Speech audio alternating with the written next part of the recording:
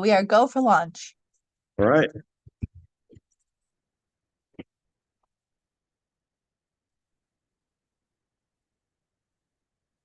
Good evening and welcome to the Thursday, November 6th, 2025 meeting of the Henrietta Town Board. I'd like to call the meeting to order. Please call the roll.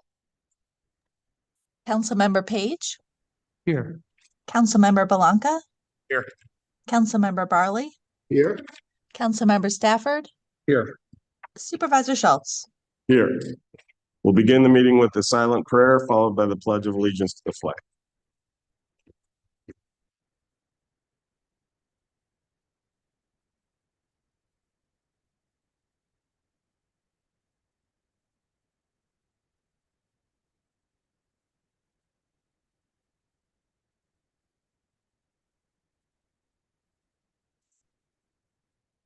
I pledge allegiance to the flag of the United States of America and to the republic which stands one nation under God, indivisible, with liberty and justice for all.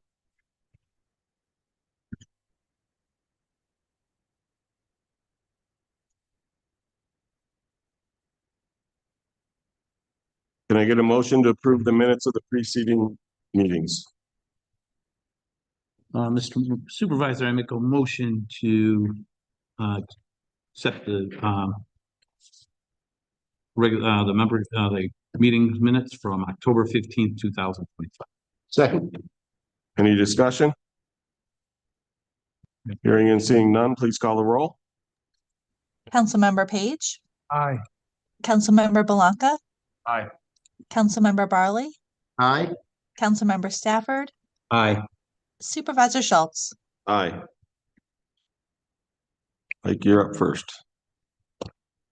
Hold on. Yeah.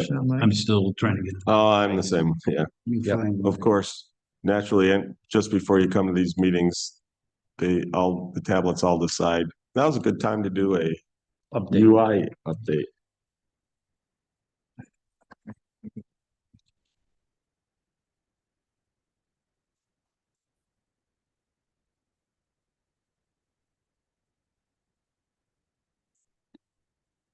Got it if you need it. I got it here. Okay.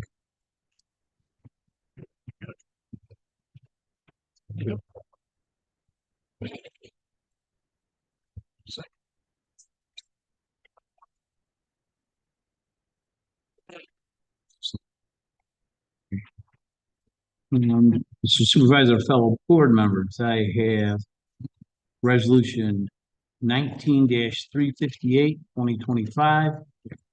Whereas Paul Starr has made a $5,000 donation to the Henrietta Recreation Department to be allotted to the Youth Financial Scholarship Program. And whereas the donation of $500 was received by the Director of Finance.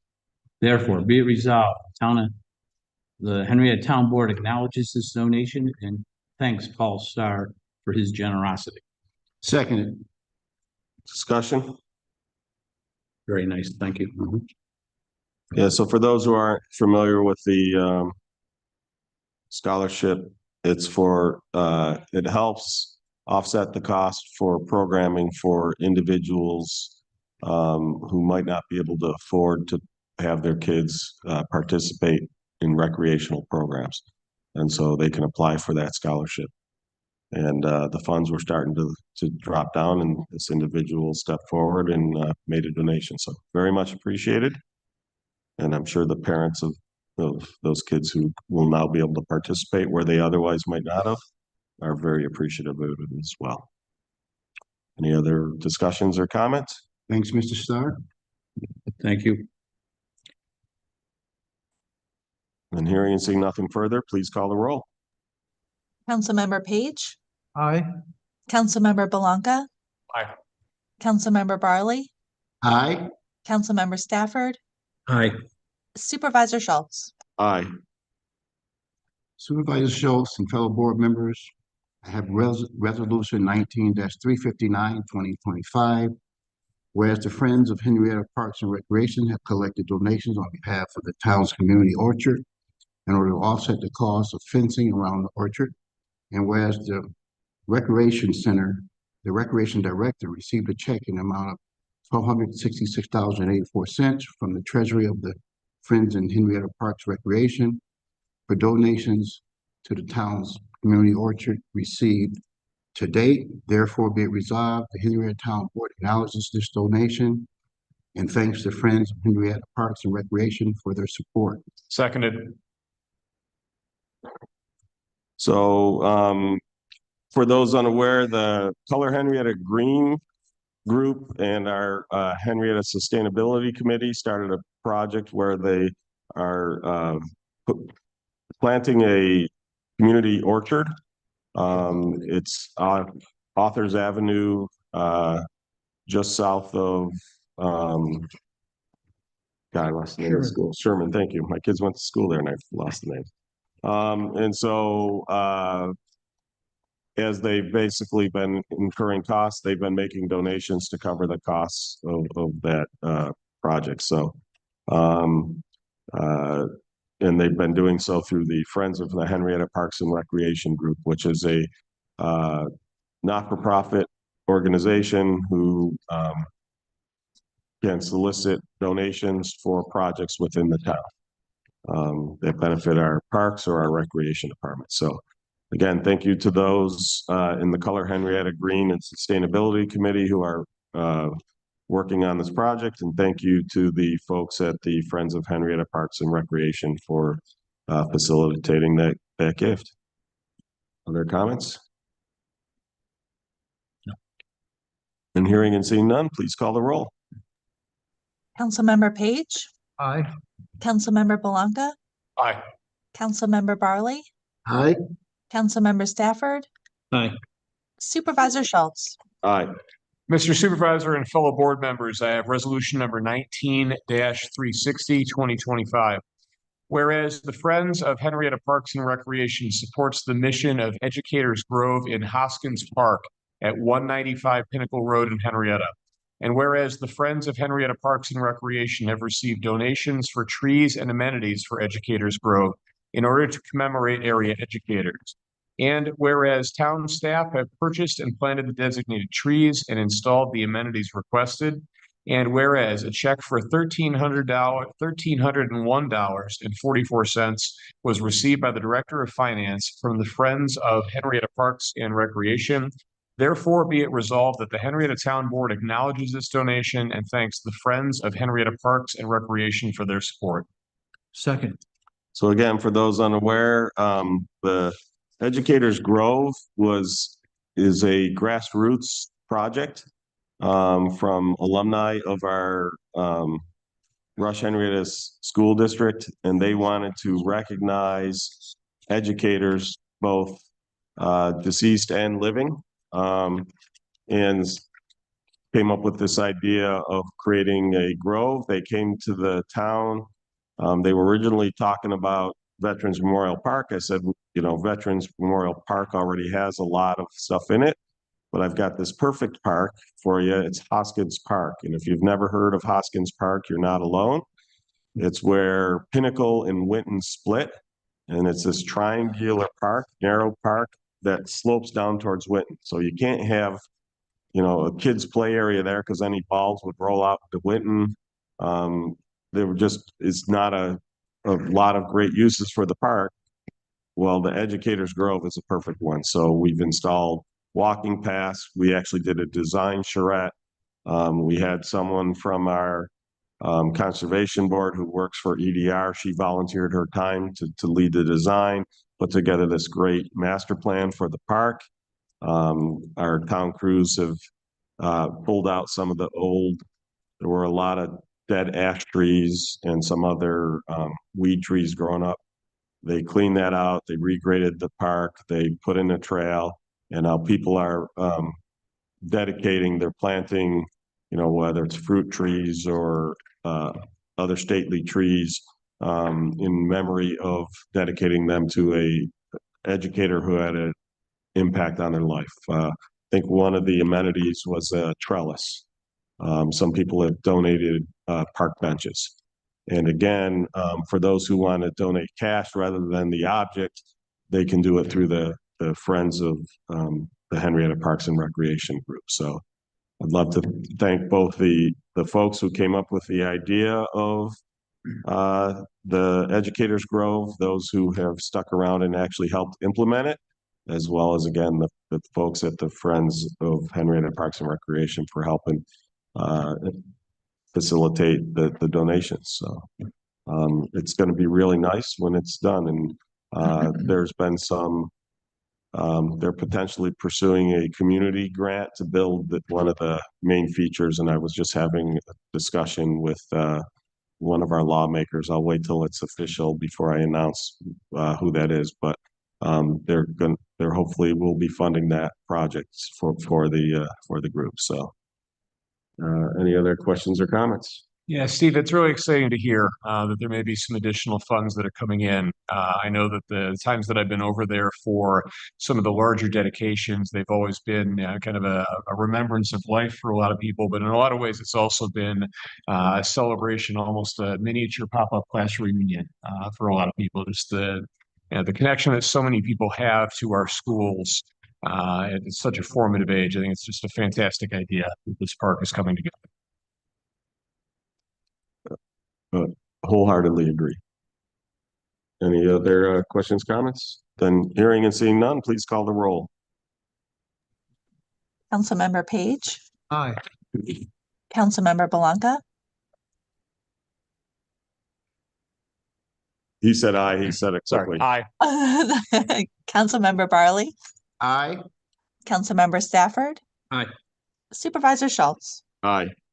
Before we go to the public hearings, I'm gonna put forth one of your resolutions, Mike. It's the one for Spectrum Internet. Our IT director has some commitments he has to get to, so I'd want to put this forth now just in case anybody has any questions for him. So fellow board members, I have resolution 19-383, 2025 to authorize the supervisor to enter into an agreement with Spectrum for internet services. Second. I second it. Either one. I stole it from Mike. So So you trying to steal me? That's right. One good theft to steal another. So Rob gets thirds. So basically, as more and more services move online, we've had to up our connection speed. Our IT department found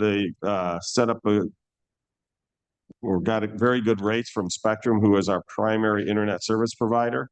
With a 5-year term, the 1 gigabit connection is actually $15 less than what we're currently paying for 100 megabits. So 10 times the speed and $15 less. At the same time, then we are also going to be adding a 100 megabit connection for Good Shepherd Church. Well, it's Good Shepherd Hall now. It's the former church. For those who are unaware, the school district purchased all of the Good Shepherd properties. The church itself was designated historic. Because of its construction, it's not usable. It would not easily meet the standards for the use by the school. So they sold it to us for $1. And our crews have remodeled it. We removed the religious iconography, changed essentially the altar into a stage, added handicap accessible bathrooms, and actually tripled the number of bathrooms on the first floor. By that, I mean, we went from 1 to 3, and have really fixed it up, made it fully handicap accessible. We just paved the new parking lot. Last thing we have is, as soon as it stops raining for a period of time, we'll put in the sidewalks. One of the things we want to have there is an internet connection so that both when people are having events there, they will be able to use the guest Wi-Fi, but also because we'll have security cameras there that they'll use that connection to connect back to our host. So that's what we're approving here. So any questions, comments? All right, and hearing and seeing none, please call the roll. Councilmember Page, Aye. Councilmember Belanca, Aye. Councilmember Barley, Aye. Councilmember Stafford, Aye. Supervisor Schultz. Aye. All right, so now we will return to our public hearings. First up, we have a proposed local law to amend the zoning code of the town of Henrietta to authorize the creation of and to promulgate regulations for historic districts within the town.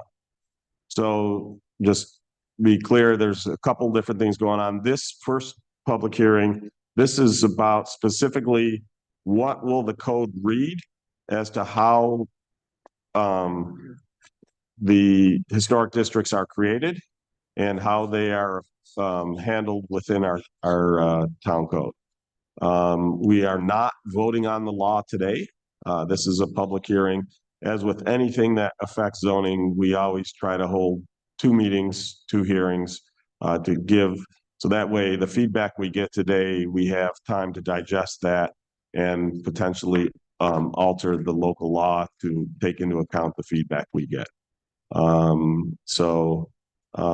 But this one, like I said, is more about the creation of the laws, and then the next public hearing, which again, we won't act on that one either, is with regards to actually creating our first historic district, which would be the West Henrietta Historic District. And just to give some background on that, so this has been in the works for years. Some of this started even before I was town supervisor, but then it kind of went to a back burner.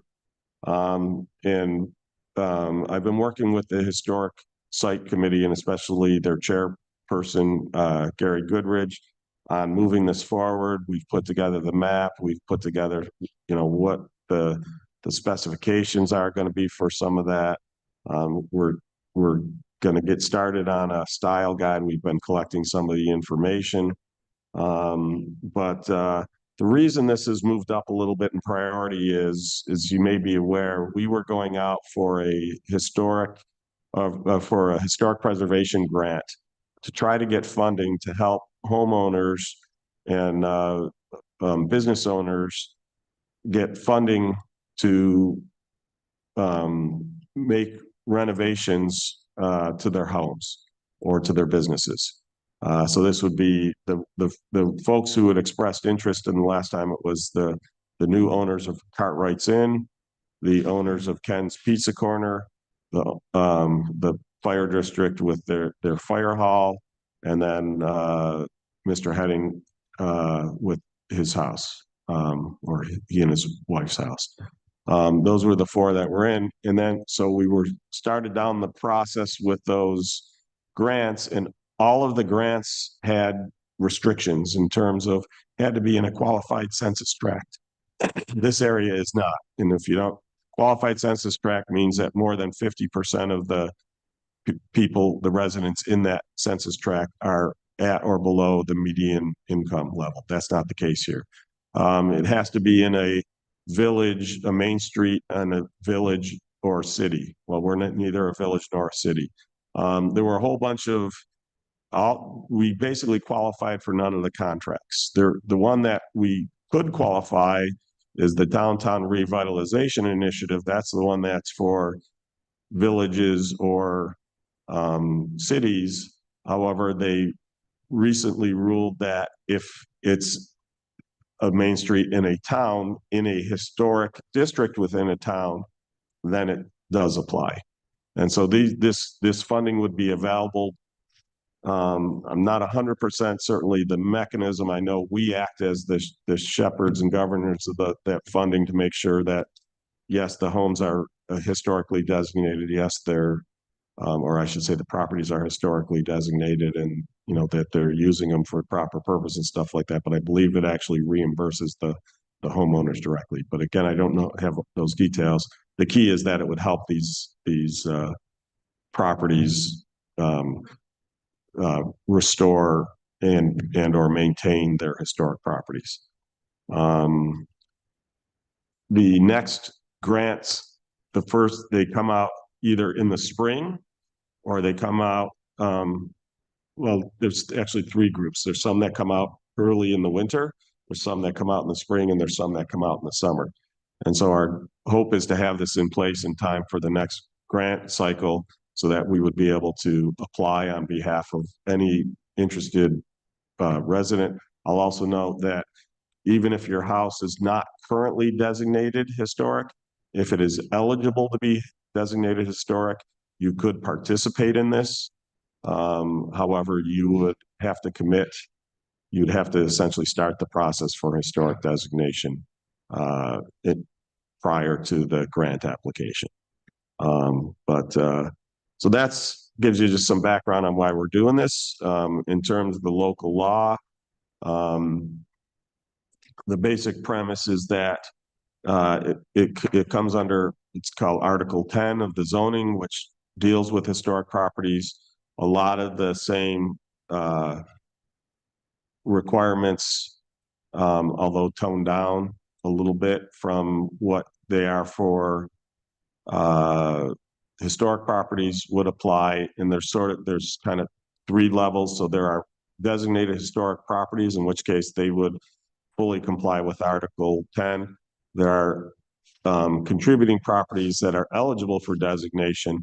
Again, theirs would be very similar from a requirement standpoint, so that we don't lose new, other historic properties.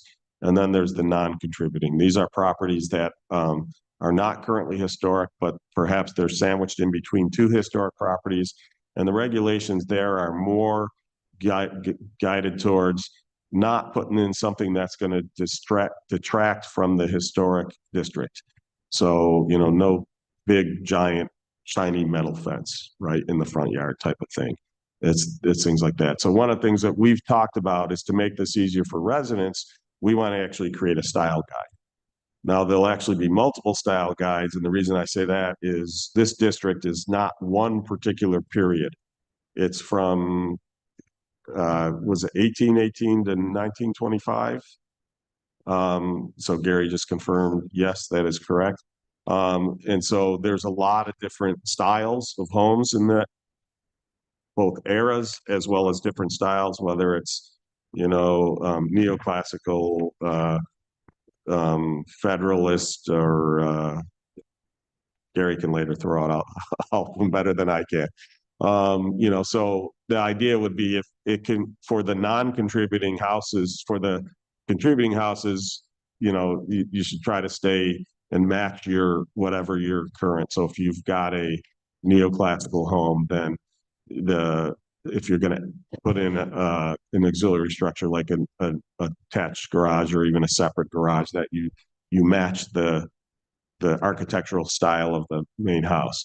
For non-contributing, it would be just pick something from any of those periods that's consistent with any of those periods, and it's not going to create a clash. So with all that preamble, I will open it up.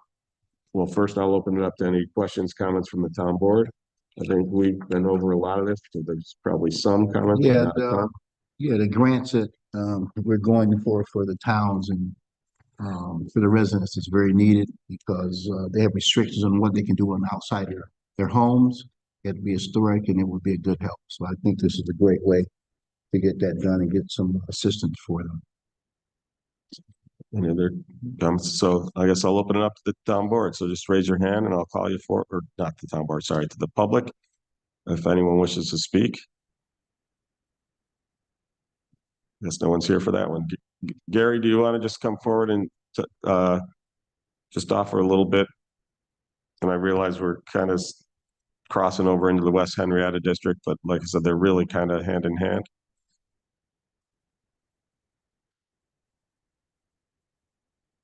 Good evening, Gary Goodrich. I chair the Henrietta Historic Site Committee. It was interesting in doing research for the style guide and stuff you were talking about. Monroe County has 213 properties that are nationally designated. We have 3, one of which is Mike Heddings. Wow. All the townships surrounding us, for the most part, have historic districts. Scottsville, Perrington, Wheatland, Mendon, Honeoye Falls, the ones directly around us, including the city of Rochester. Henrietta doesn't have one. And yes, we've been working on this for quite a while. To me, when we first started this a few years ago, we won't go how far, but a few years ago, it was very important to protect the current structures we have in Henrietta. So we currently have 92, which 4 of which are cemeteries. In 2019, the state SHPO, State Historic Preservation Office, came out and did a survey of the West Village. They designated 28 buildings within that area as being eligible for national recognition. Our list is a little bit bigger than that because we went a little farther. They were pretty much focused on the 4 corners. We've gone just a little bit farther than that because we wanted to go up as far as, well, the present day Moose Lodge, because the carriage stop was built in that same era. We're lucky to have, in a very small area, a large number of houses that were built in the early to mid 1800s on up through the early 1920s. So that's the goal of the Historic Site Committee and the town, to protect that. And in doing all of this, we found that, hey, there's some money available and there's potentially some other tax credit stuff available. So that's what we're trying to push forward now and get for the homeowners of that area. Great, thank you. Thank you. Yeah, I'll note that, there were 2 historic hamlets, as they're often referred to, the East Hamlet and the West Hamlet. Unfortunately, the East Hamlet was, a lot of the historic buildings were lost to fire or other. But the West Hamlet is remarkably preserved. There's still a lot of homes and businesses there, churches. And so, it'd be a shame to lose them. Because people can't afford to do the renovations. So that's why we're going to try to go out and get the grant so they can do it. So any other questions or comments on that coming up? Evan Yost, 1474 Middle Road. Good evening, and I'm hoping this designation of the West area around the West Hamlet will also go on to other districts in other parts of town, such as East Hamlet, South Side, Erie Station, or excuse me, East River, Pinnacle, Brooks and Bailey corridors, and then the portion of the Calkins corridor east of East Henrietta Road in the future. All right, thank you. Any other questions or comments? Come on up.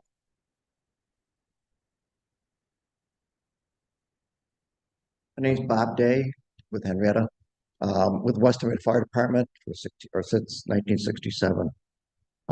Steve, you and I have conversed via email. I've talked quite a bit. With regard to the grant money, back in 2014-15, I was looking for grant money to do some repairs at the firehouse, and I was referred to the Landmark Society through Tina Thompson. And she asked me to send me a picture of what we looked like in the 1800s and then today, and we've done too many renovations to be designated as a landmark or a state designation. These grants, as I understand, would require us to be designated by the state or by the town only. Depends on the grant.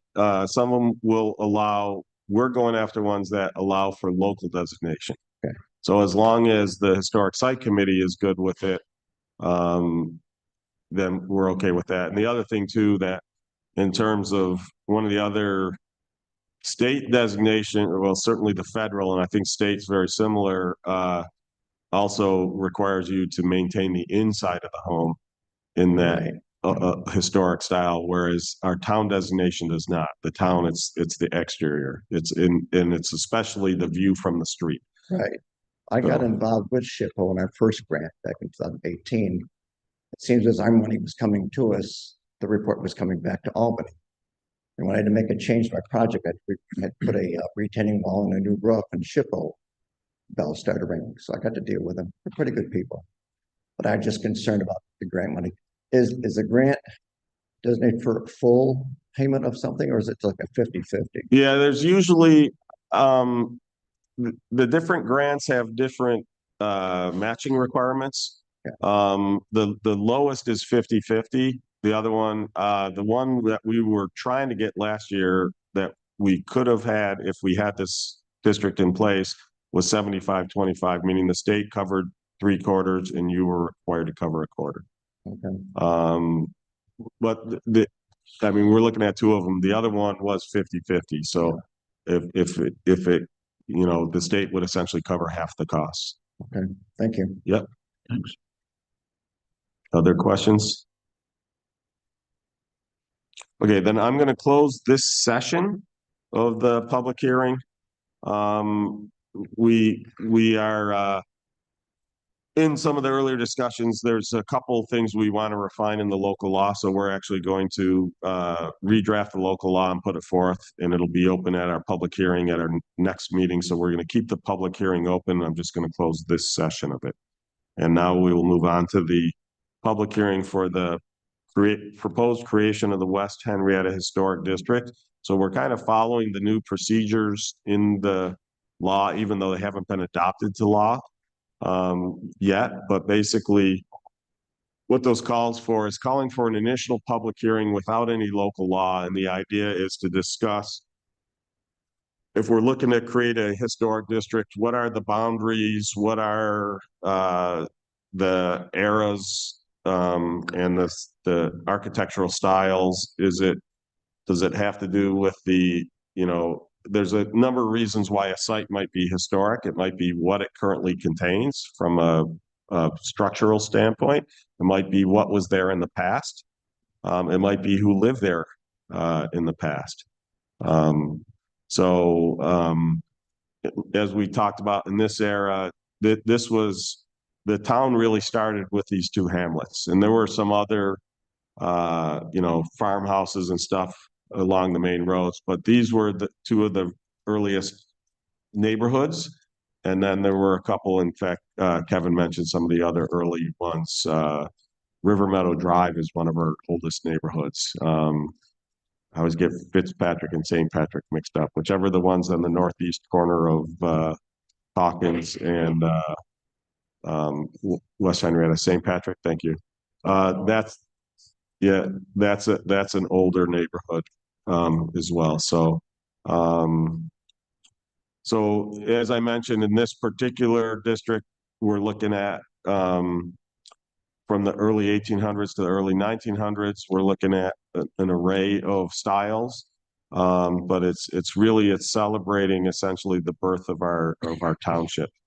In my first year in office happened to be the 200th anniversary of the town. We put out a bicentennial book, and if you look on the front cover, I think is the East Hamlet, and on the back cover is the West Hamlet, and it focuses on that. One of the nice things that happened in the West Hamlet, the property that was one time held Chapman's Hotel, some residents purchased it. They remodeled the former Three Sisters ice cream stand and turned it into a essentially, I don't know what you would want to call it, but like a gazebo that we're going to put historical markers and stuff up in. We've added restrooms to it. We put in a parking lot. There'll be trails. There's going to be there's going to be like a swing and a slide because if you're bringing kids there, you got to have something for them to do.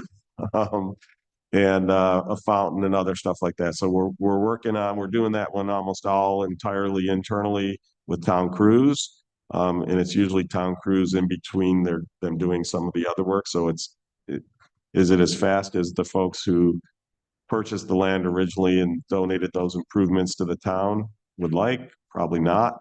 But you know, again, we're doing this on I'll call it a shoestring budget. But the nice thing is that park will celebrate the historic nature of that corner.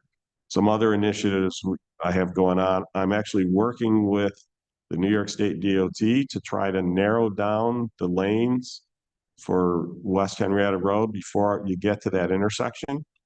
I would love to see it be 3 lanes instead of 4. So there's a southbound lane, a northbound lane, and opposing turn lanes. And what that would do is move the right-hand lane away from Ken's Pizza Corner and away from Cartwright's. And we'd be able to put a full sidewalk in there, have signalized crosswalks, and it would make for a safer intersection because today you have to stop so far back you can't see around Ken's Pizza Corner. If we move that 1 lane essentially to the west, you could now pull a little bit further forward and actually see. It would also make turns by trucks at that corner much easier. They were not opposed to it, which is an amazing thing with New York State DOT, because a lot of times you come to them with common sense things and it doesn't meet our warrant. So we're working on that. We are nearly done getting the small wedge of property where the Cartwright's Inn sits within the public right-of-way for Erie Station Road. You know, I pointed out to them that the building existed prior to the road, so it's not that they built the building in your road or in your right-of-way. It's you put your right-of-way around their building. But of course, the state can't just correct that. We had to go through a almost 18-month long process. If people have seen previous purchases of Cartwright's fall through, that's actually why, because those purchases required banks financing, and banks will not finance something that they don't have clean title. And obviously, if your building's sitting in the right of way, you don't have clean title. So I had actually approached the state DOT. Could we start that as a town? And so we're going to get that. We're almost done with it. And just to give you an idea of how convoluted the process is. So we did all the surveying. We've got everything to their match. We've got it all put in. There's a deed restriction so that if the building ever goes away, essentially the land reverts to the original right of way, whole 9 yards.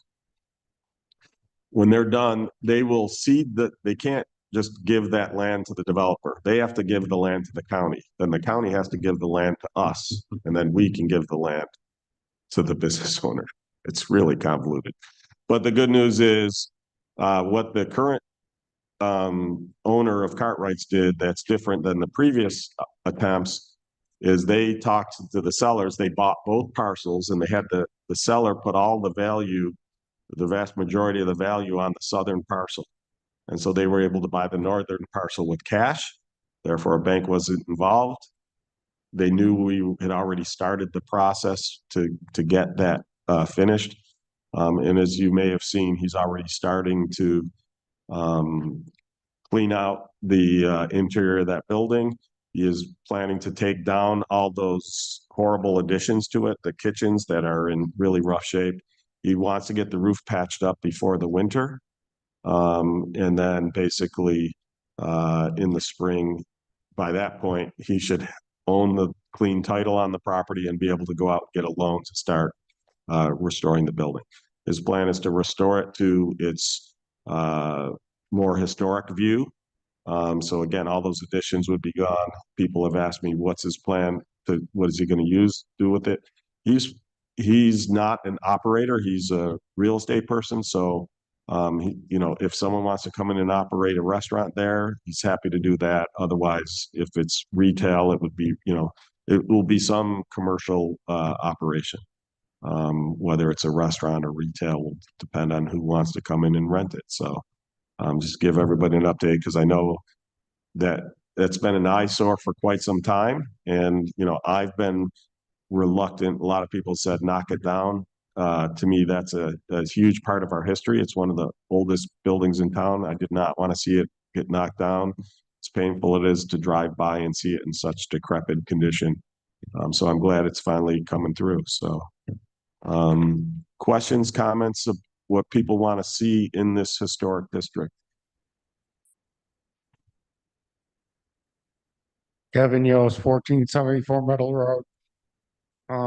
Yes, any historic buildings, not mostly within the hamlet, just beyond the hamlet, and that it does include is north of the hamlet, the two properties on top of Methodist Hill, and I'm not sure about what few properties are on the three roads that come to Western Road, Erie Station, Brooks, and Bailey.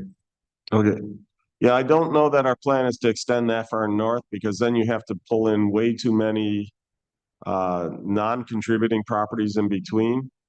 So I think for now, the ones, like I said, I don't think we're planning to extend north. I think the northernmost building will be I don't know if it's the Moose Lodge or there might be one other historic building just north of the Moose Lodge. The Miller Farm and the cobblestone farm at the corner of Brooks Road, perhaps.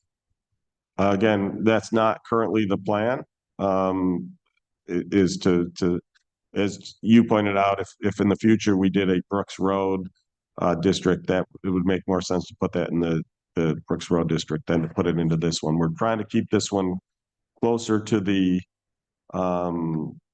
Four Corners, and we're trying to minimize the number of non-contributing properties that are included.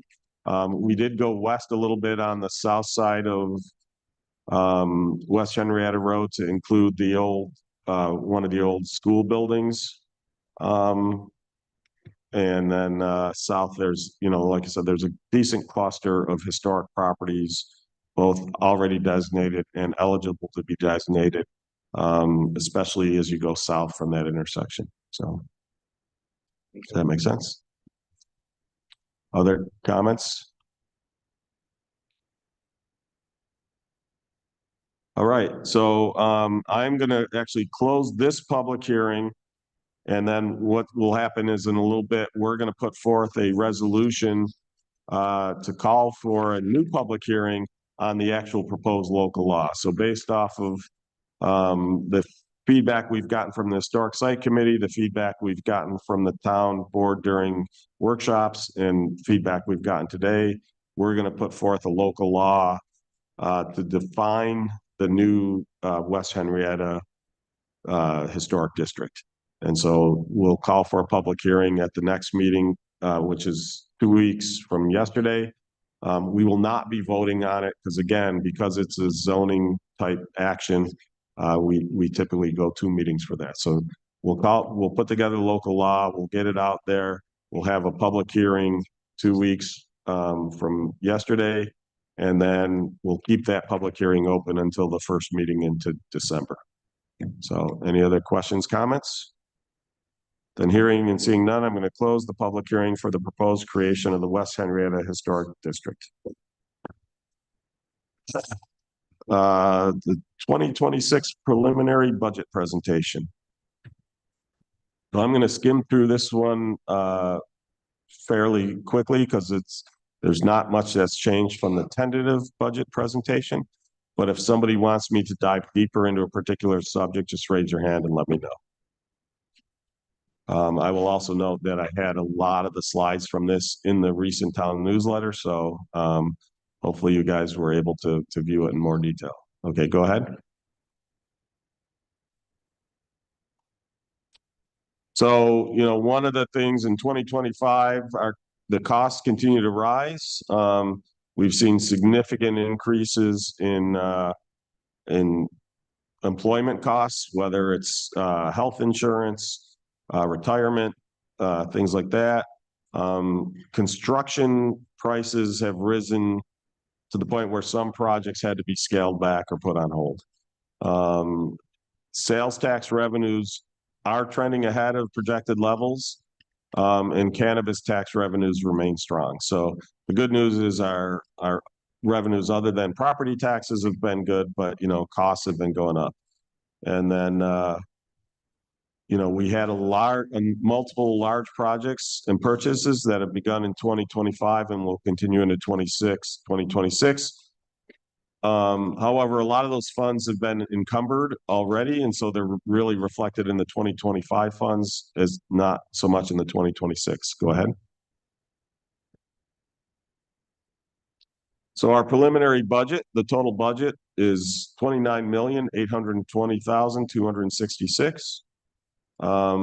This is actually a decrease from the previous year. And again, the primary reason is, the previous year we had the roof replacements, we had, the construction of the court. We had a lot of, large capital projects that, were done this year or encumbered this year and will not be part of 2026. Next slide. This is eye chart worthy, but again, it was in the news. It was in the newsletter. So, but this breaks down the full chart. I will note, if you look, that budget number is greater than the 29 million. And the reason is, in government accounting, when I collect money for the general through the tax, and then I transfer, $500,000 to the library, the way most people would think is that's just 29 million. The way government accounting works is that transfer to the library is $500,000 expense, and that receipt in the library is another $500,000 revenue. Well, that's not really what it is. It's just a shifting of which fund it's in.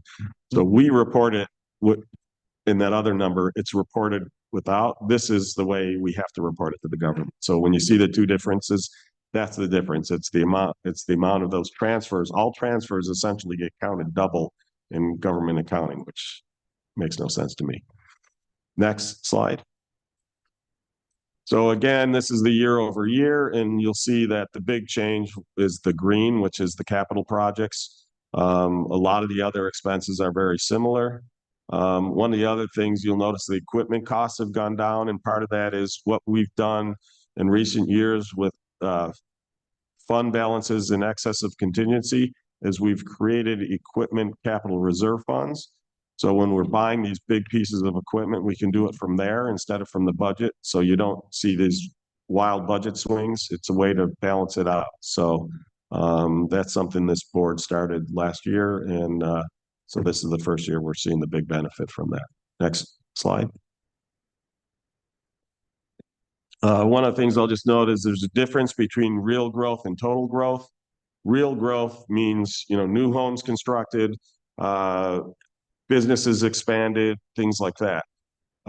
Total growth includes that plus changes due to assessment. And as I don't have to tell anyone here, home values are going crazy, assessments are going crazy. And so, we're seeing a significant growth. The real growth was about 2%, but the growth in total assessed value was over 31%. And that was predominantly due to reassessments. Next. One of the things people always ask is, why are assessments doing this? And it's this crazy real estate market. So what this is showing, this is from the Federal Reserve of St. Louis. It's the Federal Reserve economic data. This is the number of available homes on the market each month in Henrietta. It used to be about 2,400 a month. It's now averaging around 400. You see there's some seasonality to it. That's the up and down.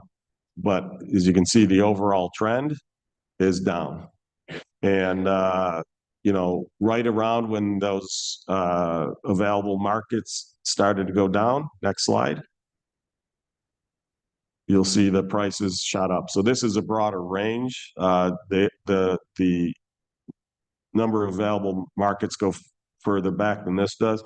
But just to the left of that rightmost gray bar, you can see the inflection in the curve. That's right around when the home price, or when the available inventory started to drop. And as a result, as the demand stayed strong, home prices skyrocketed. The median, from Fred, this is the median home price in Henrietta for that particular year. Home prices have doubled. The median home value price has doubled since 2018. That's just an insane amount. And the problem I have with this, right? So under real property tax laws, we're supposed to keep stuff at a constant level of the market value. But what that's happening is as home values increase faster than commercial values, that's shifting some of the tax burden.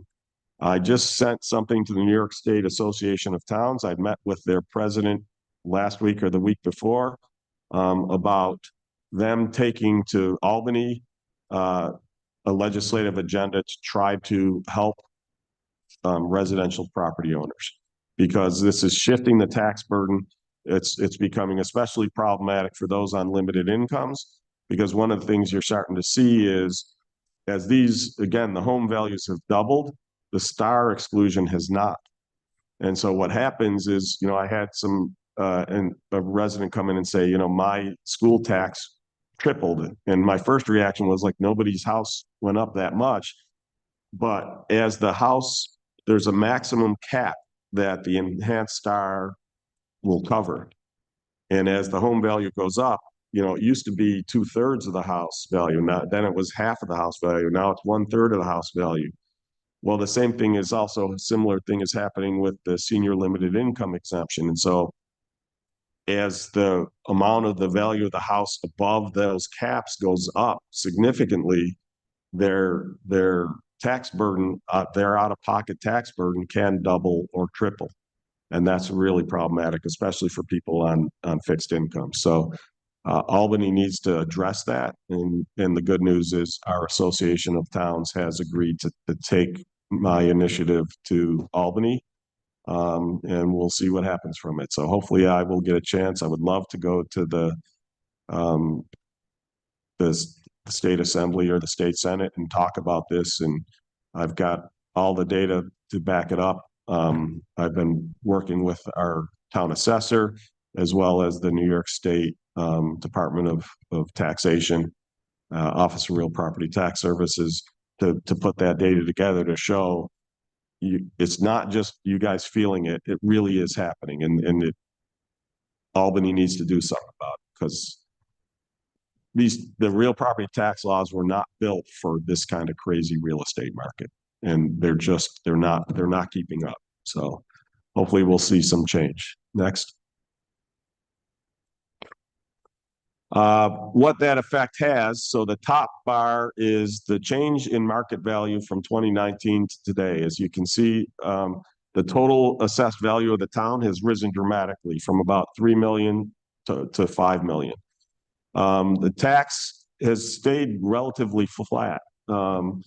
There was the increase from the when we passed the no, it was the library was the first one, although that's not shown on there because this is just since I've been in office. But the first big bump there in the middle graph was the spray park. We increased the taxes for the spray park, and then there was a slight increase last year as our again as costs skyrocketed. The good news is this year, like you can see, the first 5 years we were able to hold the tax levy flat. This year we were able to hold the tax levy flat. So as a result of that, the bottom graph is showing the tax rate. The tax rate has plummeted. It started at about $1.40 per thousand. It's now about 75 cents per thousand.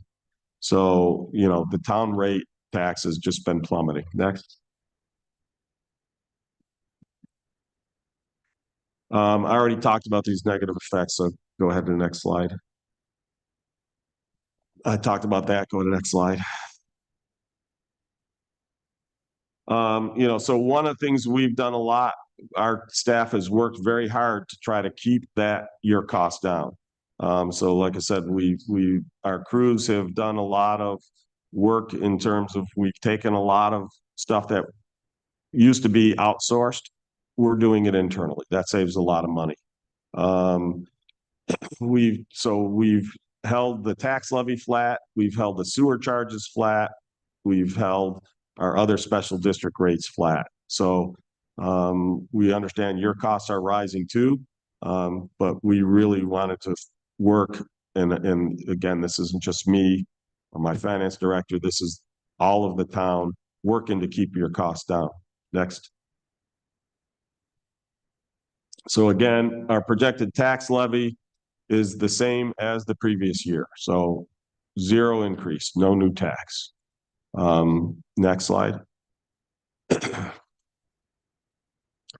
We were able to accomplish that even though we had health insurance going up by 14%, retirements by 12%, other insurance costs by 10%. So we're absorbing a lot of additional costs. The good news is that, again, our other revenues remain strong and we've had a healthy fund balance. We applied a lot of our fund balance in excess of contingency to this coming year's budget in order to keep the taxes down. Next slide. So again, you're going to see about is that 23? Yes. Thank you. I have close eyesight. That gets a little soft focus, especially in the green. The 23% decrease in the town's tax rate. So again, it's about 75 cents per thousand, down from 99 cents per thousand. Next. Our district rates, as I mentioned, the drainage rate is flat. There will be an additional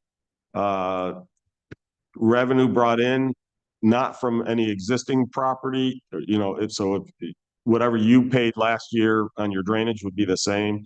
The additional revenue is because there are new homes going, anytime a new home goes in, the amount of that's considered an additional drainage unit. New business goes in, that's additional drainage units. So anytime something is converted from open space to impermeable surface, that's additional units. And same thing with the sewer district. The sanitary sewer rate was held flat. There is some additional revenue because there's some more houses that are now connected to the sewer. And then parks districts, again, the parks rate and the tax levy remain the same. We didn't add any new park districts, so both of those are the same. Next. We did add a full-time maintenance mechanic for buildings and grounds. We're adding a full-time assistant building inspector, and we're adding a full-time recreation assistant in the gymnastics program. And then we have an additional part-time engineering inspector. So we are still adding individuals to keep up with the workloads. But again, we were able to do all that while holding the budget flat. Next.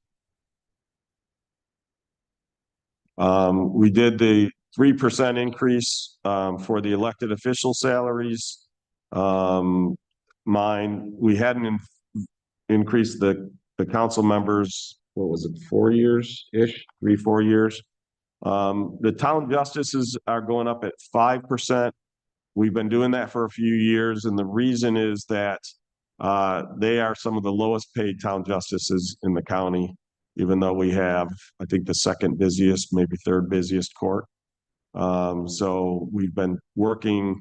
We didn't want to do one big increase at once, and as that could cause us to have to increase taxes. So we've been increasing them at about 5% for a few years. We've still got a few more years of that to go. Next.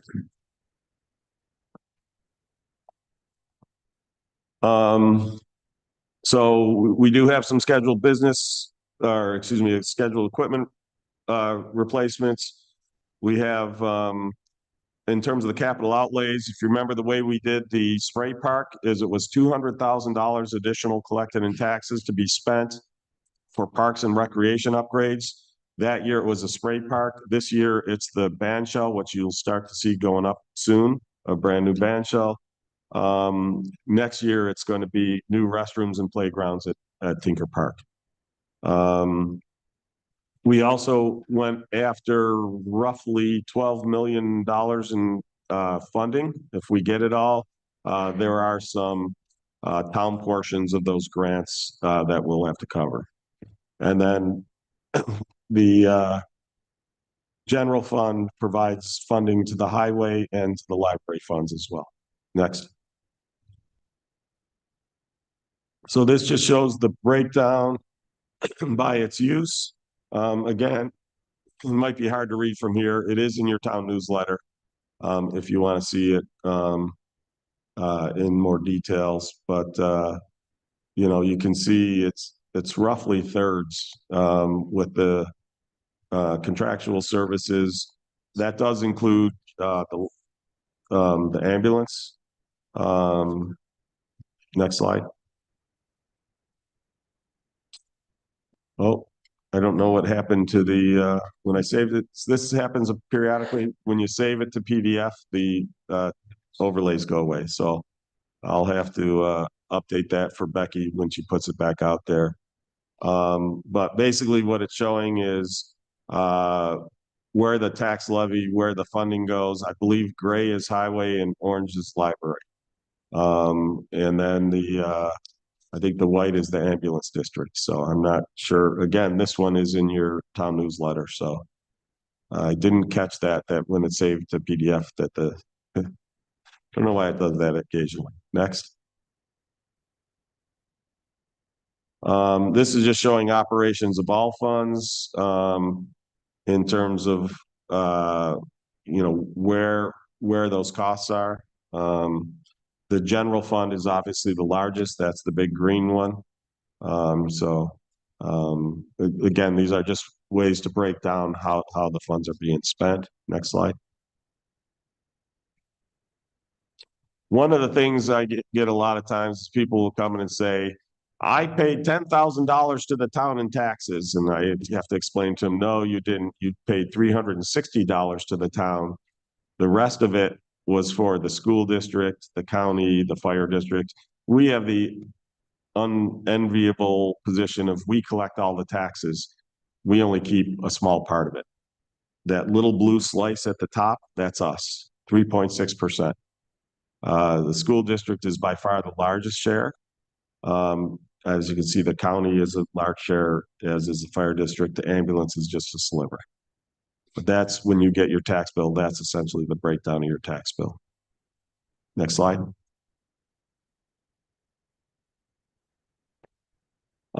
These are the fund balance allocations we did.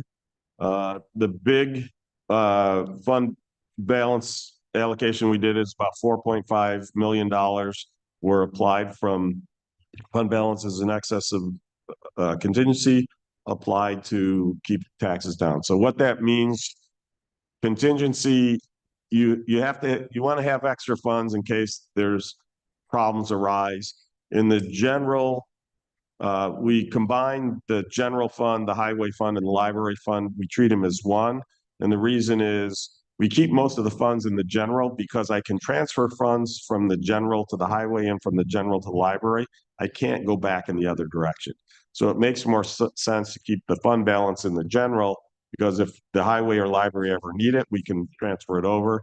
If we move it ahead of time and we, for some reason, need it back in general, we can't get it back. So that's why we keep it there. And so when sales tax revenues are higher, or mortgage tax or fees or cannabis, we end up with more revenue than expected. The other thing that adds to that as well is every year we've come in under budget. And so any of those budget savings, one of the things we worked on day one is we explained to our departments, there is no use it or lose it mentality here. So if you didn't need all your budget, return it. And we're not going to shrink your budget next year if you think that's a legitimate potential expense. And so that's helped us save money. That money goes into this pool. We then allocate the pool out. And so we also, you can see there's a number of contributions to construction projects.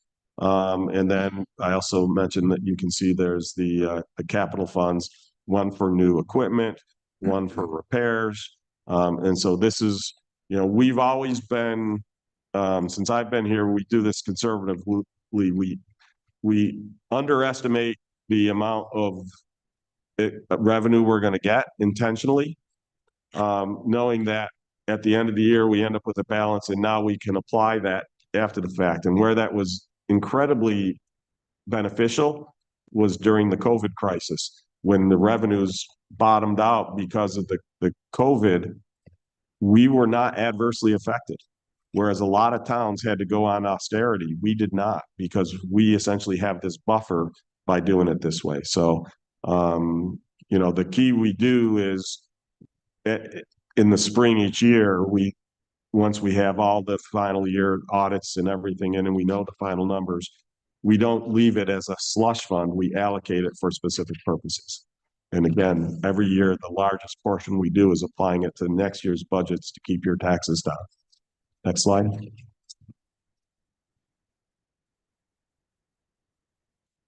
So these are the fund balances. They're all pretty healthy. Well, I don't know that I updated this one slide.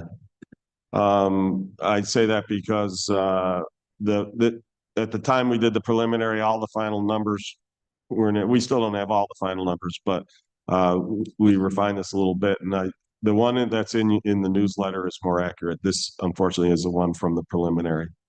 But again, all of our fund balances are very healthy. Go next slide. I think I talk about.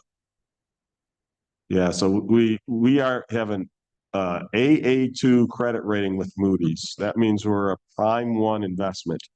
They look at us. We have minimal debt. The only debt we have is the major debt we have is the library bonds.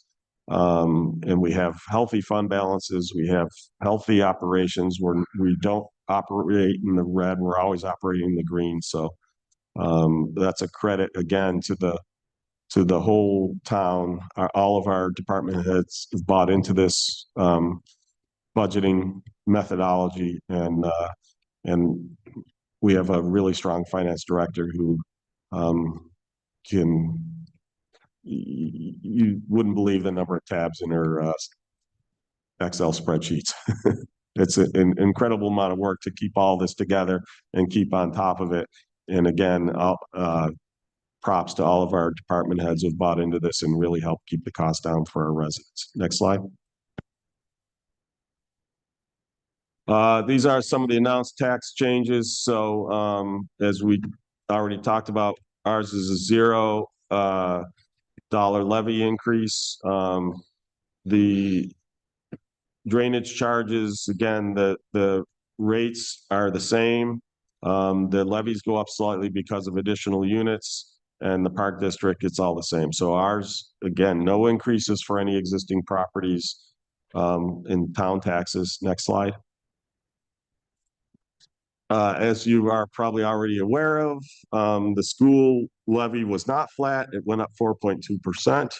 One of the reasons for that is to deal with this electric bus mandate. This school year is the last school year they can buy non-electric school buses. There's two major problems with us switching to electric buses. One, something like 60% of our bus routes are too long. They are longer than the range of an electric bus, which would mean we'd have to buy more buses and have more drivers. And number two, even if that weren't the case, they couldn't put in a charging station today because West Henrietta, where the bus terminal is out of available power. The transformers are fully tapped. They couldn't, so they would not be able to charge an electric bus if they had one today. So the school district, normally their increases are about 2% a year. It was 4.2% because they're buying a bunch of gas or diesel-based buses because it's the last year they can buy. We don't have any information from the county yet. We do have something from the fire district. They are doing a 3% levy increase. If you've been paying attention to your tax bills, in the one column, it will tell you what the percent change is from the previous year. The fire district has many years had double-digit increases, and I've been critical of them. So I am going to praise them this year because their increases is 3%, which is pretty good. And that the CHS Mobile, the ambulance, that's also a 3% increase. So next slide. That's it. Any questions? All right. Seeing and hearing no further comments, I'm going to close the public hearing for the 2026 preliminary budget presentation, and we'll be voting on that later in the meeting. Next up, I have a public hearing for the proposed update to the assessor's formula, calculating income for real property tax exemptions for seniors and disabled persons with limited income. So, you know, as we talked about, this change in the growth in the market values, the fact that the enhanced star and some of the exemptions are not keeping up is creating hardships for folks with limited incomes. And so we were looking at, is there anything that we can do to potentially help with that? And one of the potential things that we can do is there are two portions of the way the revenues are calculated that we as a town can either opt into or opt out of. Currently, we exempt IRA income, but we do not exempt Social Security income, or the taxable portion of Social Security, I guess it is. So we looked at the different combinations. If we kept it the same, if we removed the exemption for the IRA, if we added the exemption for the SSI, or if we did both of those. And when we looked at the impact it has, the beneficial impact it has for the seniors, we also have to weigh that against the adverse effect it has on everybody else. Because as we've talked about before, the tax levy is a pie. We set the amount, that $4.7 million. It gets divvied up based off of your relative assessment. So if your assessment goes down, that means you're getting a smaller piece of the pie. Other pieces of the pie have to get larger in order to make up the whole of the pie. This is one of the things when people always said, well, you're raising assessments to get more tax revenue. We don't get any more tax revenue by raising assessments. We don't get any less tax revenue by lowering assessments. They do not determine how much money we collect. They determine how the money we collect is split amongst the roughly 14,000 plus parcels in the town. And so if we're giving exemptions, if we're increasing the amount of exemptions to seniors and disabled individuals, that means that everybody else is going to have to pick up that slack. The majority of that effect, as you saw from that chart, was the school tax, because that's about 60% of the tax revenue.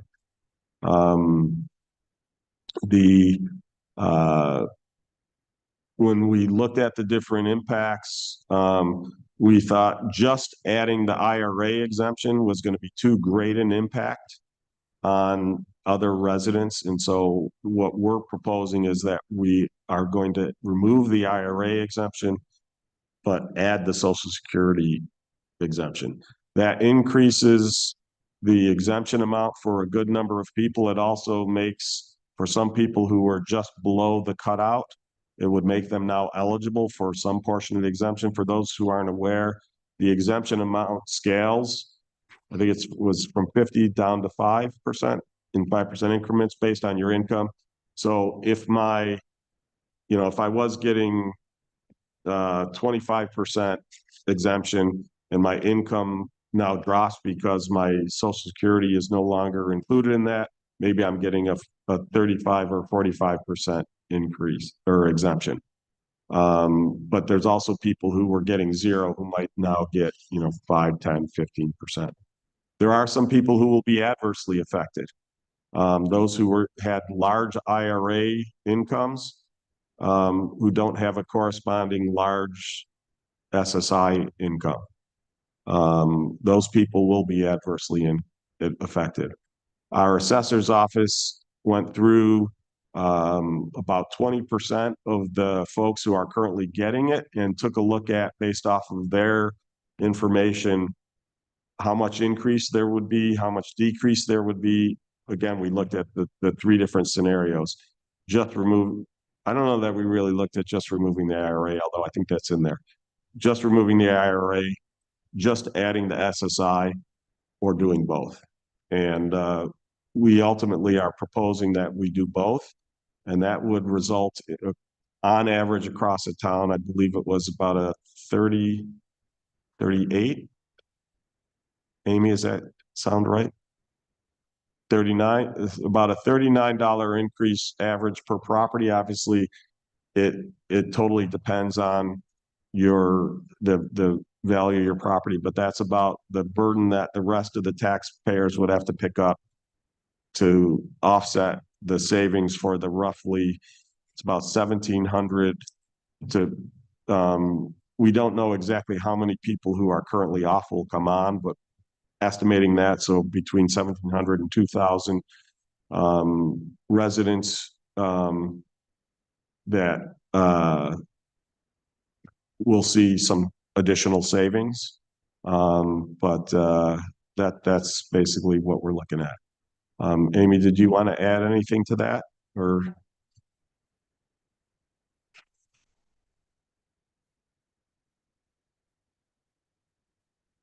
Amy Yorsta, Town Assessor. I just want to be clear that the analysis that I performed was using last year's town and county tax rates because the new rates were not available at the time I did the analysis. And that $39 is the analysis of the existing exemptions that would not that doesn't take into account any new people that may come on, and we do not know how many people that will be. So the actual number is a little bit in flux. That's all I want to add. Did anyone on the board have any questions on the data? No. All right. So how will the pension income be affected by this? What do you If mean? they're receiving a pension, when you come in for, will that be affected negatively or positively? It counts as income. Okay, Yep. There's It was no already. change. No change. It's just, it's Okay. IRA distributions and it's Amount of it's Social what's going away. Security. And then it's the Social Security. Yeah. Thank We'll be you. looking at the taxable rather than the full amount if it's passed. Right. okay. All right. Thank you. Are there people in the public who have questions or comments? Come on up.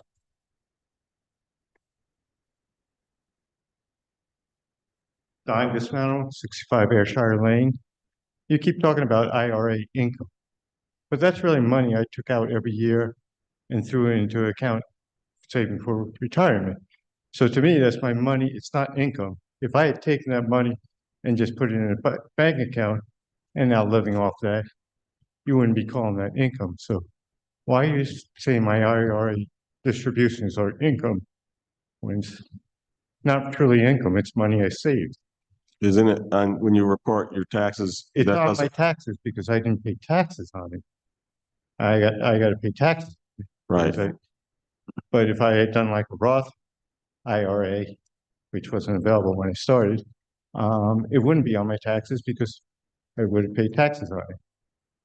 So the regular IRA is, but still, it's my money that I put it into an account. I had a choice of what account to put it in. I could have put it in a bank account.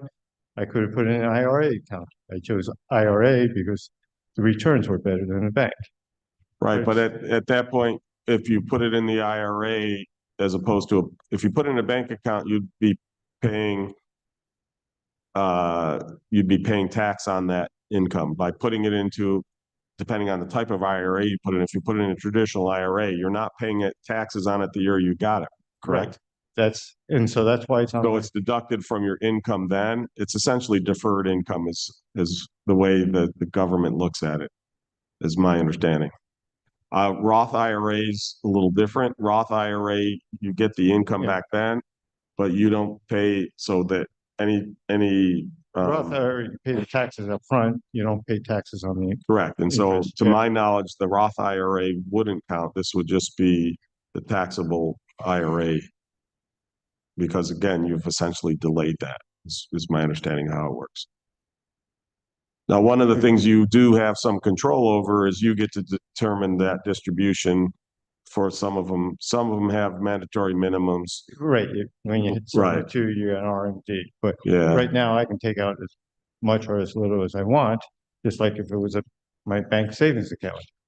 The only difference is now I'm paying taxes on that money, whereas if I had put it in my bank, I would have paid it the taxes on the, Right, because you've delayed, but I you're would paying still- taxes on it now because you didn't pay taxes on it then. right, but it's not Right. income to me because it's my money that I've already saved.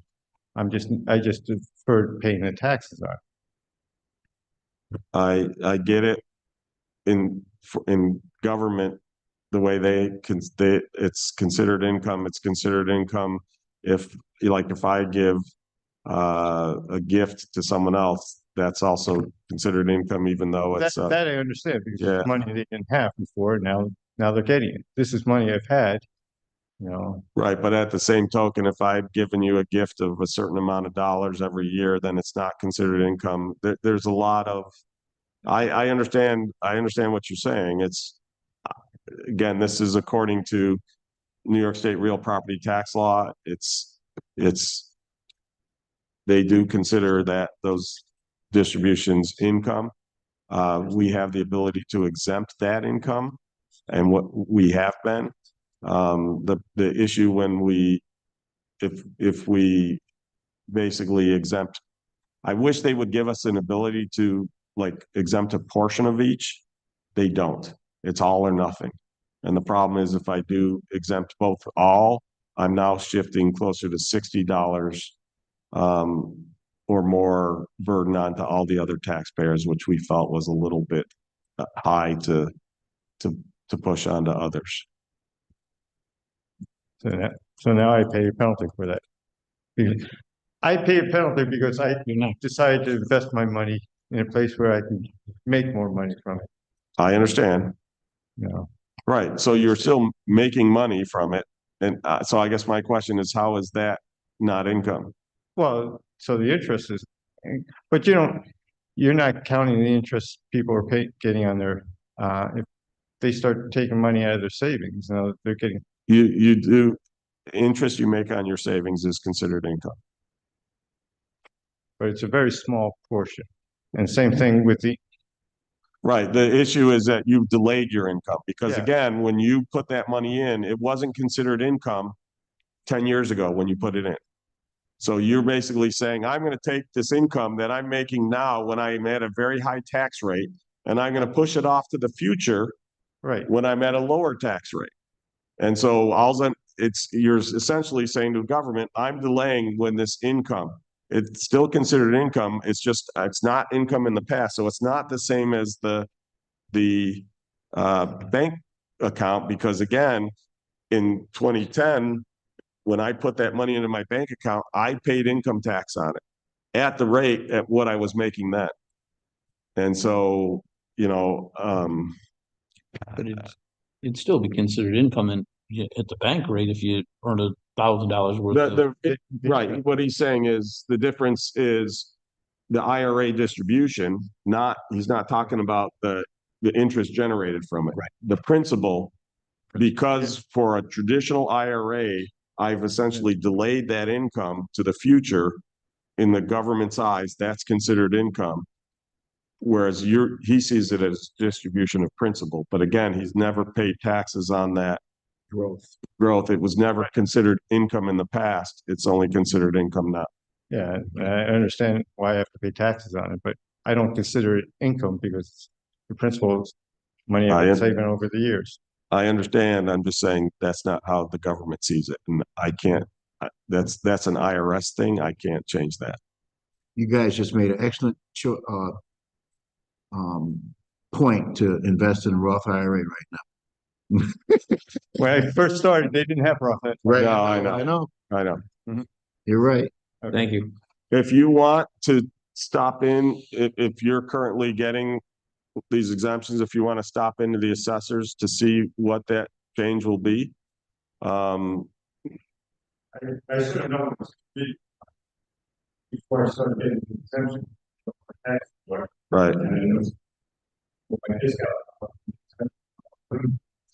Do you know, can you move closer to the microphone? Because this is, but do you, so you think that your distributions are going to be so significant that you will lose all of the exemption, or it'll Yeah, just it's decrease? my only income right now, is my IRA distribution. I don't collect Social Security. I don't have a job. So this is my only income. Are you too young to collect social security? I'm not too young to collect it, no. Okay. I'm just, But he just made the choice, but that, and that's fine. I'm holding off on, yeah. Right, right. Okay, Got it. Thank you. thanks.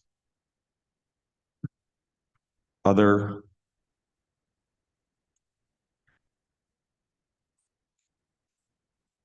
All right, Dan, is this the one that we're not acting on this one either, correct? The decision on the change in assessor's formula, I can't remember if this is one that, No, thought it was in there. or is there? Oh, there was something else. I couldn't remember. There was some other one that was the delay. Is that 379? I don't remember. I just remember talking.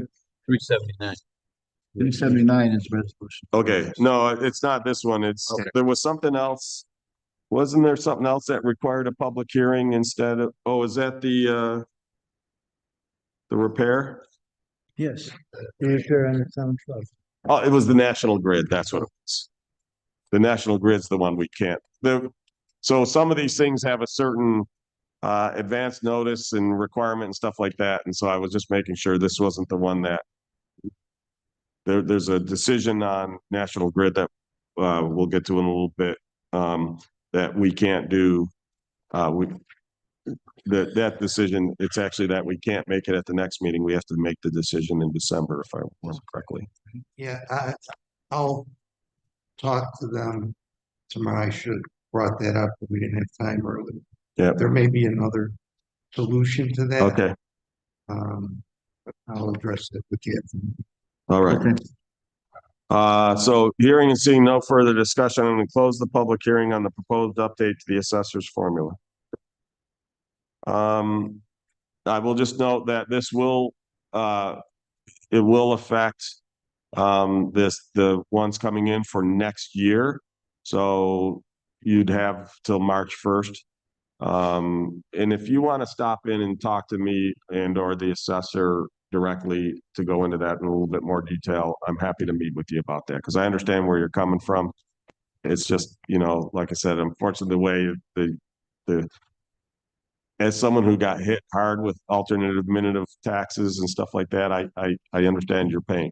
You know, was when I was starting my company, I was exercising stock options. We were currently under sale, so I couldn't possibly sell them. But because the stock value of the current sale was so much higher than the option when I got those options 10 years earlier, they considered it income. My effective tax rate that year, 137% of my income I had to pay in taxes. Some of the tax rules are crazy.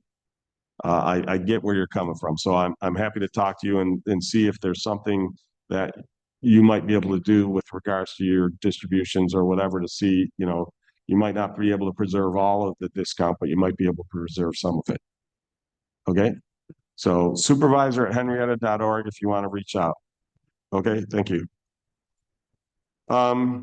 Next up, we have a public hearing for the proposed use of the repair reserve fund. This is to repair 2 town trucks. So these are the smaller trucks that we use to plow the cul-de-sacs. They have electric salt gate to do the salting. The problem is the electric isn't quite powerful enough. And so what the crews have been having to do is essentially open the thing up when they leave the garage, go plow the cul-de-sacs. They're leaving a trail of salt between here and the cul-de-sac.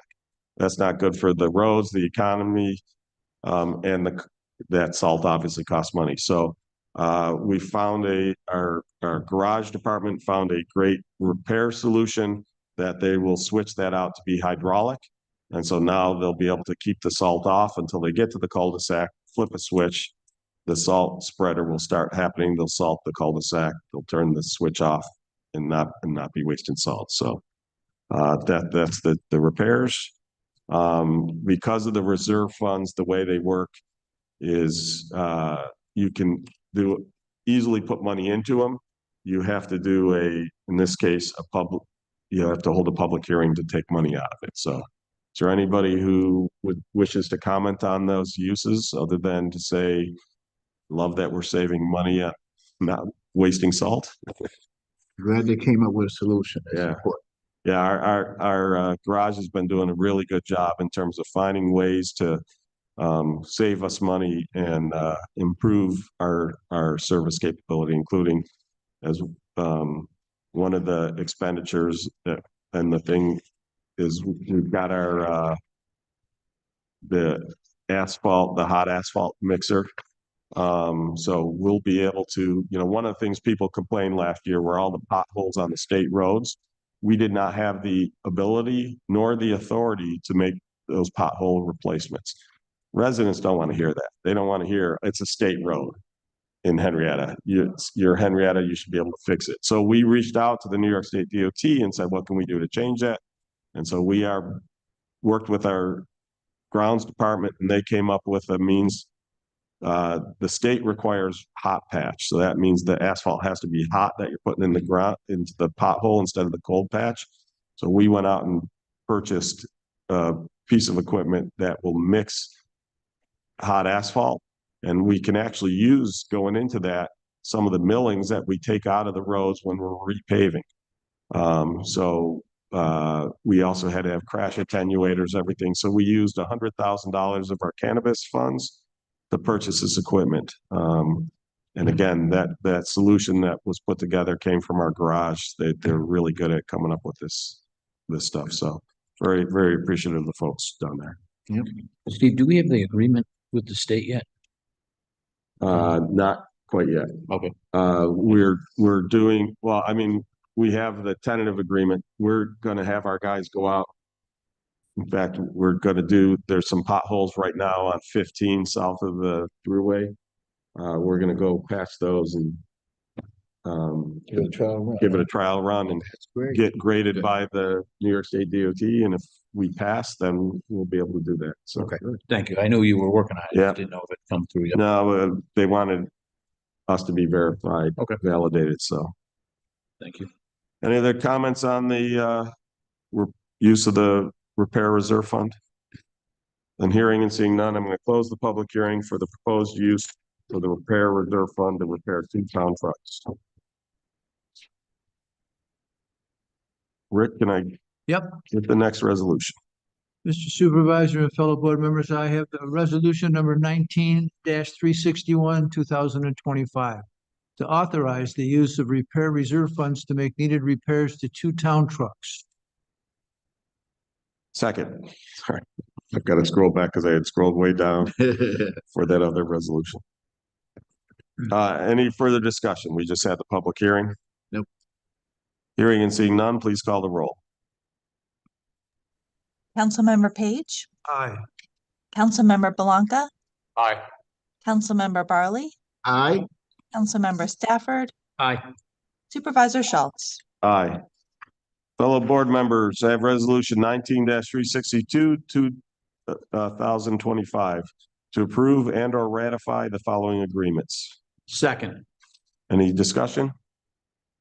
Hearing and seeing none, please call the roll. Councilmember Page, Aye. Councilmember Blanca, Aye. Councilmember Barley, Aye. Councilmember Stafford, Aye. Supervisor Schultz. Aye. Mr. Supervisor and fellow board members, I have resolution 19-363, 2025. To authorize bills payable and any associated contracts or agreements for October 20th, 2025 through today, November 6th, 2025. Second. So about 40% of the money, this approval is for paving. They've been repaving a lot of the roads around town, as well as we've also been doing some county work. Any questions, comments? Hearing and seeing none, please call the roll. Councilmember Page, Aye. Councilmember Blanca, Aye. Councilmember Barley, Aye. Councilmember Stafford, Aye. Supervisor Schultz. Aye.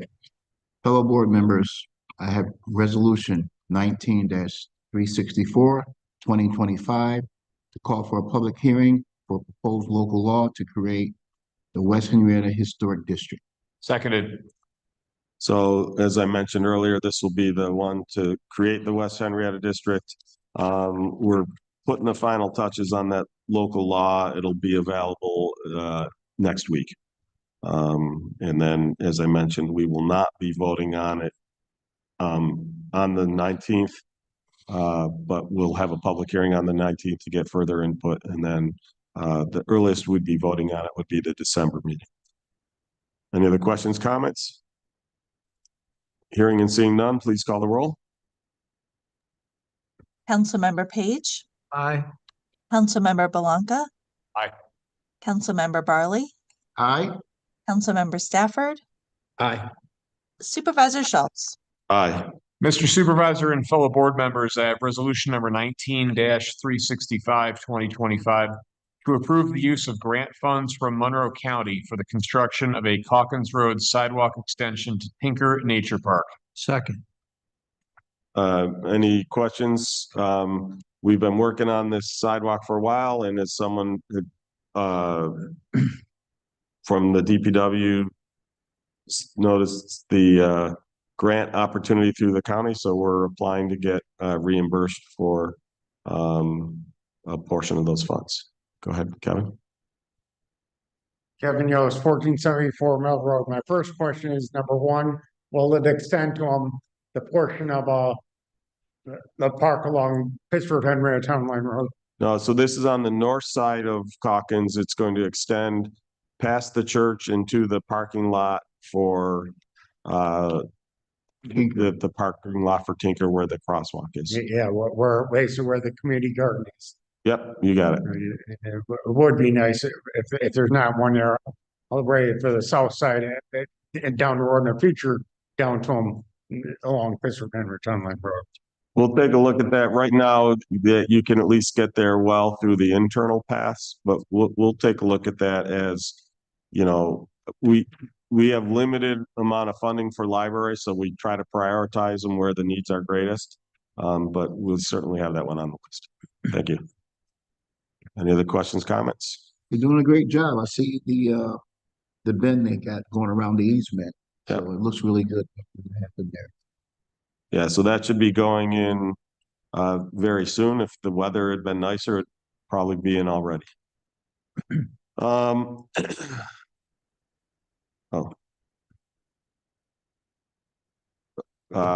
Hearing no further comment, please call the roll. I knew I was Right. struggling. There was something missing.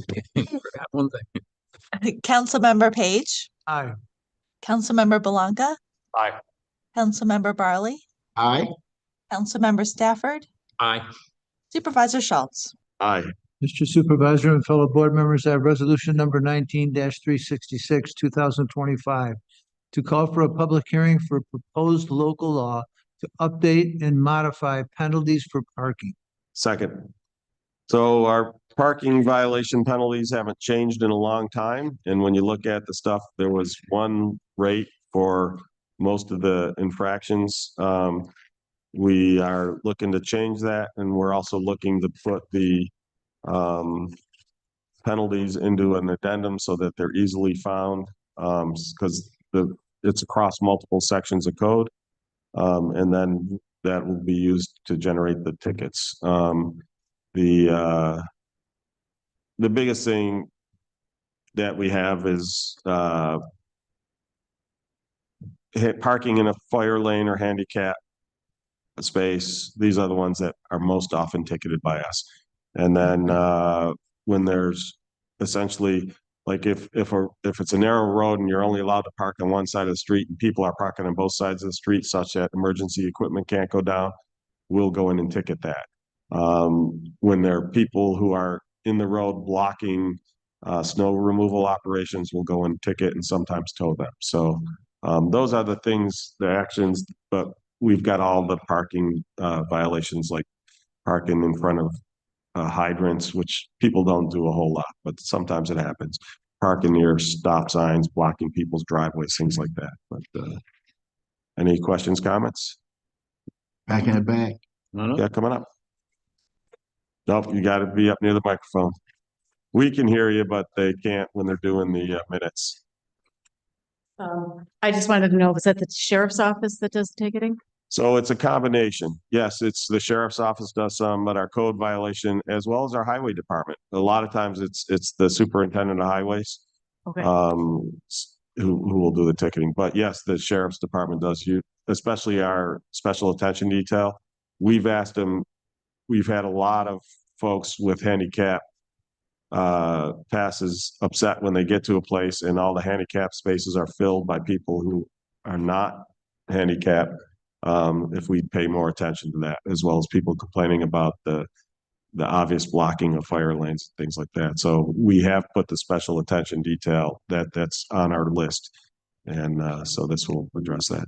Mr. Franny, can you state for the record who you are and where you live? Lisa Frenick. Future town board member, congratulations on your election. Thank you.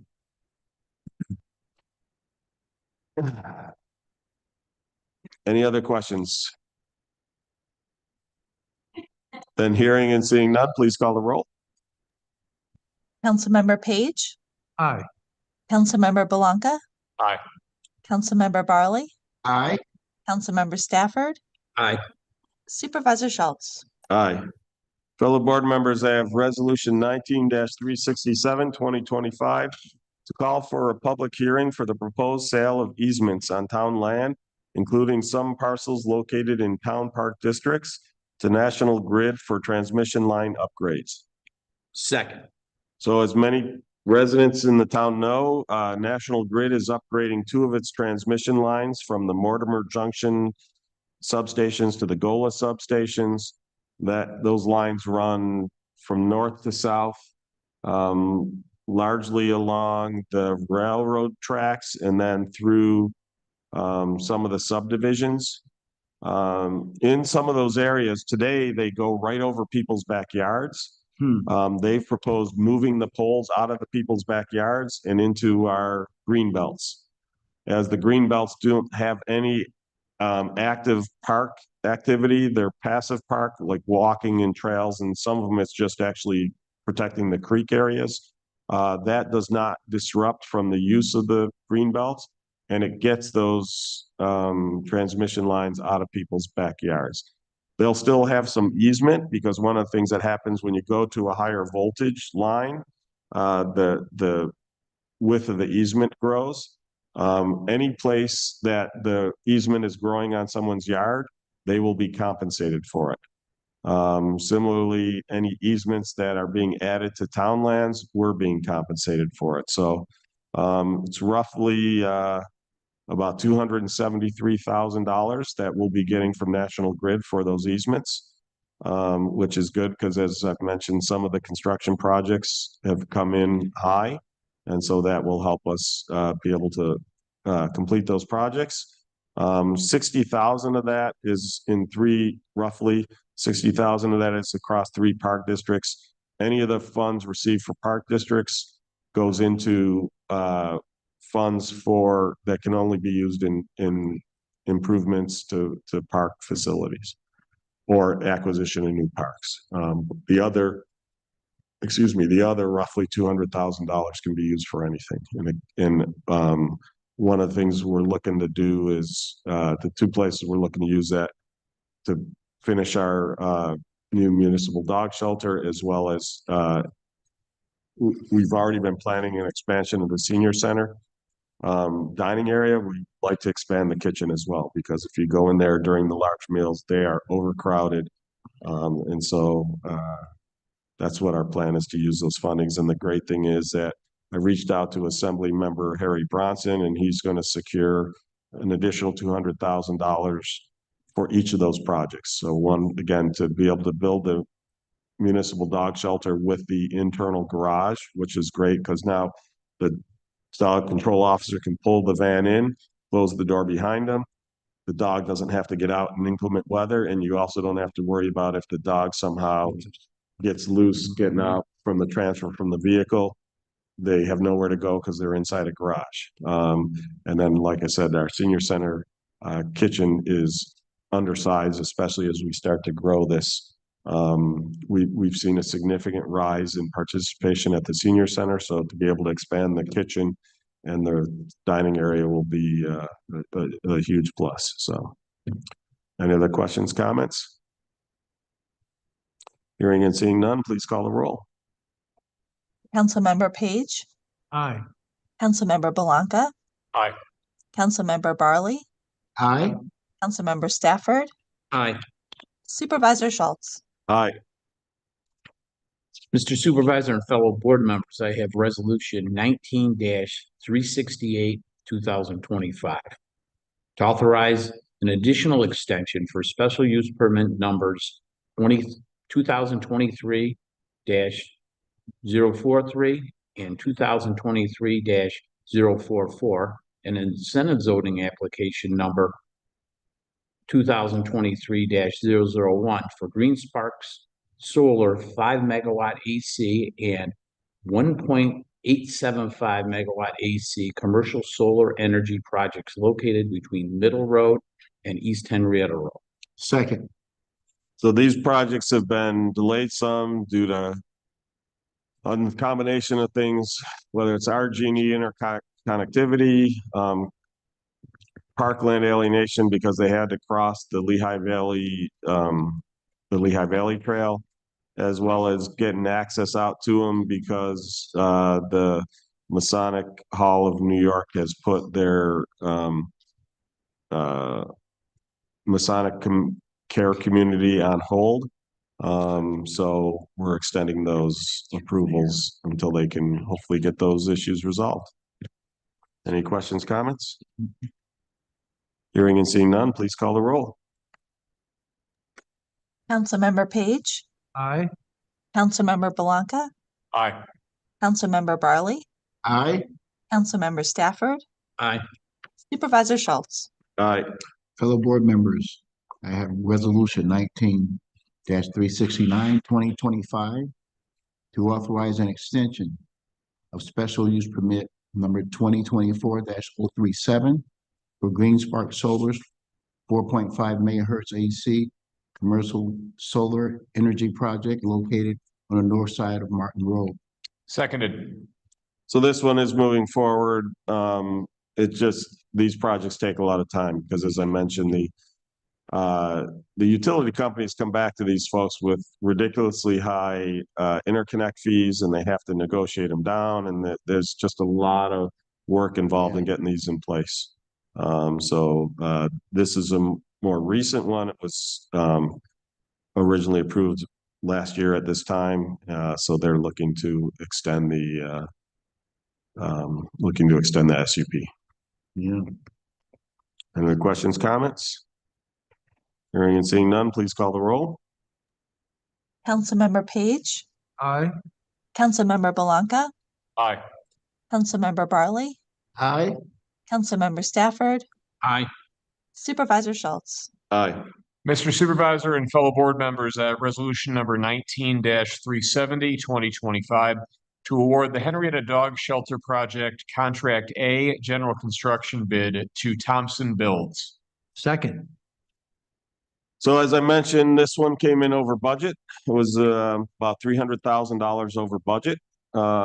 We were looking at reducing the scale of the project in order to get savings to get it on budget. I will just say I was less than enthused by the amount of reductions we got for the reduced scale. And the biggest thing we did to reduce the scale was to remove that garage. We actually had almost an equal amount in what's called value engineering, just ways that we could save money than we did in the reductions for the cost or for the size. And so in looking at the cost benefit analysis, it really didn't make sense to shrink it down. And so instead I wanted to see, is there a way we could get additional funding? And as I mentioned, I reached out to Assembly Member Harry Bronson. He came up with an additional $200,000. And then we're doing about roughly $100,000 in value engineering. So that puts us back on budget. So we will be able to do this project and move forward with the better solution, which includes that interior garage. So this will be true of this for this contract as well as the next two. So again, huge thanks. Shout out to Assemblymember Bronson for his support of the town. I second that. Thanks, Harry. I just want to make sure everybody understands, this is one of the state mandates, the mandating. Yeah, so Yeah, this is not, yeah, we just didn't come up with this idea. right. Yeah, so the state mandate, they changed the rules and requirements for animal shelters. And so to make ours compliant, it essentially required us to build new. We did have a $500,000. We pursued a $500,000 grant from the Department of Ag and Market. So I can't say it's a totally unfunded mandate, but it's a partially funded mandate. And obviously $500,000 out of 1.3, that's tough. But now we've got 7 million out of about 700,000 out of about 1.2 million. So and the rest, again, we assigned fund balance to do this construction. So the other thing we're doing is we're working with our some neighboring towns. Rush has already agreed to it and approved it by their town board. Wheatland has agreed in principle, but hasn't passed the resolution yet. They want to see the final numbers when we're all out, but they're contributing some funds to the construction. To be honest, it's not a whole lot because we did it by population and we dwarf either of those towns in terms of population, but it is some additional funding. And then they will be able to bring their dogs to our shelter because there's no way those small towns could afford. The smallest shelter you can build under the new regulations is 3 kennels. Even if you only have, like 1 dog, they get on average like a dog every 2 or 3 months. We have probably a dog every week.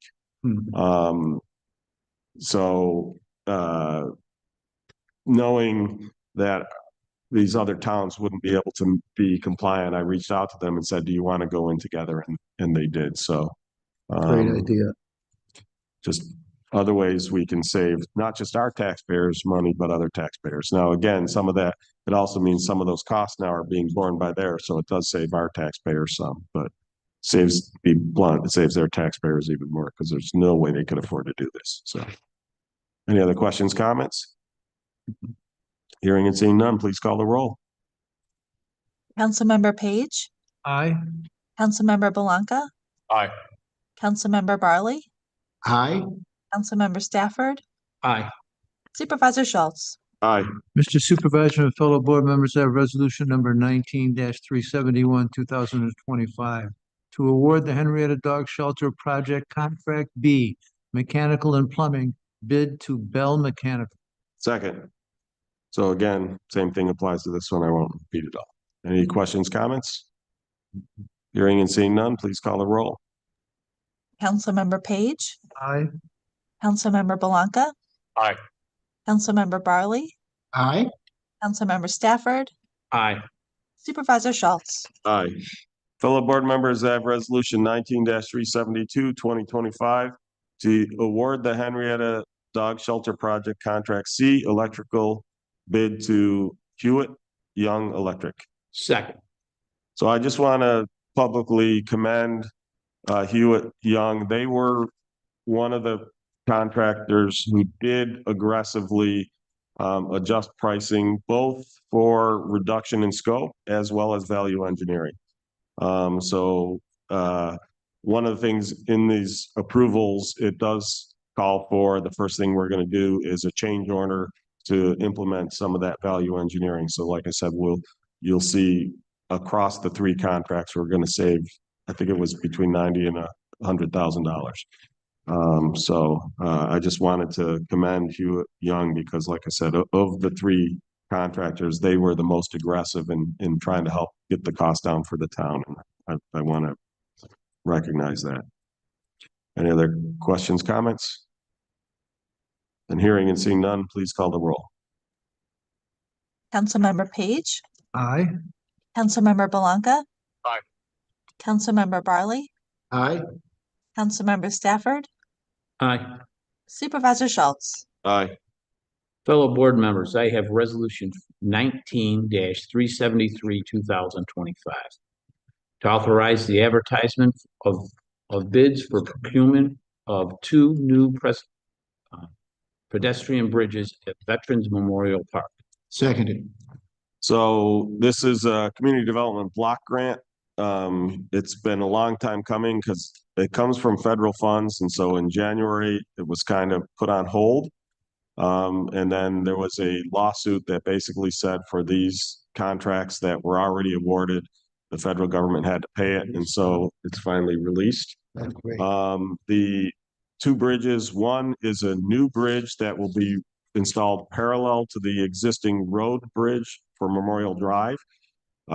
This is especially important come 4th of July when everybody's exiting out of the fireworks. And they're having to share that road with vehicles. That bridge with vehicles, that's dangerous. So this will provide a separate pedestrian bridge for them to cross. And then the second bridge is going where the one that was washed out in that massive storm this past summer. It was already slated to be replaced. We no longer had to do the demolition. Mother Nature did the demolition for us, so we just had to remove the whole. So those two bridges will be going in as soon as we can get the equipment. One of the things we did to be able to afford both bridges cost effectively, our crews are going to do the installs. So this is just acquiring the bid to acquire the bridges, and then, like I said, we'll rent a crane and our crews will install them. So, any questions, comments? Again, thanks to our crews for the work they do for our town. They do a lot. They'll save us a lot of money, and they have to know how to do it. It's great. Yep.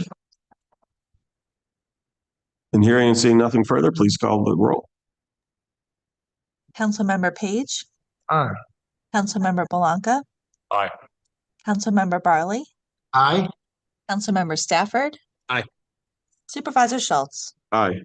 Fellow board members, I have resolution 19-374, 2025 to authorize the supervisor to sign a first renewable and municipal agreement with the Henrietta Fire District to purchase of road salt.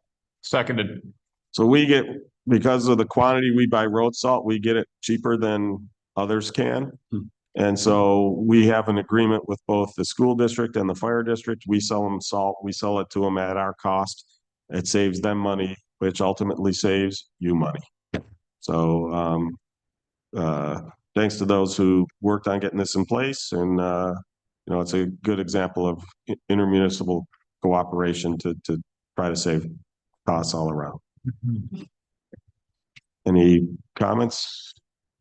Hearing and seeing none, please call the roll. Councilmember Page, Aye. Councilmember Belanca. Aye. Councilmember Barley, Aye. Councilmember Stafford, Aye. Supervisor Schultz. Aye. Mr. Supervisor and fellow board members, I have resolution number 19-375, 2025 to authorize the installation of a stop sign at Erie Ridge Drive and Erie Station Road. Second. So these, in order for you to be ticketed for failure to yield at a stop sign, they have to be approved by resolution. So that's what all these, there's going to be a bunch of these, I think 4 of them in a row that are all basically just traffic sign authorizations. So any questions, comments? Hearing and seeing none, please call the roll. Councilmember Page, Aye. Councilmember Belanca, Aye. Councilmember Barley, Aye. Councilmember Stafford, Aye. Supervisor Schultz. Aye. Fellow board members, I have resolution number 19-376, 2025 to authorize the installation of stop signs at Ward Road and East River Road, as well as Andrews Memorial Drive and East River Road. Second. Again, same as the last one. Seeing no comments, please call the roll. Councilmember Page, Aye. Councilmember Belanca, Aye. Councilmember Barley, Aye. Councilmember Stafford, Aye. Supervisor Schultz. Aye. Fellow board members, I have resolution 19-377, 2025 to authorize the installation of center lane left only signs on River Meadow Drive, Cape Henrietta Trail, Chesapeake Trail, and Fairwood Drive. Second. Again, same as the last one. Any other questions? Hearing and seeing no further comments, please call the roll. Councilmember Page, Aye. Councilmember Blanca, Aye. Councilmember Barley, Aye. Councilmember Stafford. Aye. Supervisor Schultz. Aye. Mr. Supervisor and fellow board members, I have resolution 19-378, 2025 to authorize installation of a stop sign at Riverstone Way, Lehigh Station Road. Second. And again, I think this is the last of them. Any other questions, comments? Hearing and seeing none, please call the roll. Councilmember Page, Aye. Councilmember Blanca, Aye. Councilmember Barley, Aye. Councilmember Stafford. Aye. Supervisor Schultz. Aye.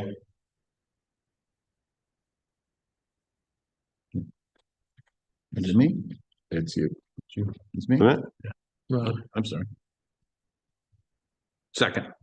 Was that, wait a minute, No, Rob has to put forth yeah, the, Robson. Fellow board members, I have resolution 19-379, 2025 to authorize an update to the assessor's formula to calculate income for real property tax exemptions for seniors and disabled persons with limited income. Seconded. so we already had the public hearing on it. Is there anyone who wishes to make further comment? See, we skipped one, because we did it already. Steve did it. Oh, yeah, that's, That's, so, yeah. okay. Hearing and seeing none, please call the roll. Councilmember Page, Aye. Councilmember Blanca. Aye. Councilmember Barley, Aye. Councilmember Stafford. Aye. Supervisor Schultz. Aye. Mr. Supervisor and fellow board members, I have resolution number 19-380, 2025 to adopt the 2026 fee schedules. Second. Any questions or comments? We'd like to adopt these now for next year because they are taken into account in the determination of the budget. Any other questions, comments? Hearing and seeing none, please call the roll. Councilmember Page, Aye. Councilmember Blanca, Aye. Councilmember Barley, Aye. Councilmember Stafford. Aye. Supervisor Schultz. Aye.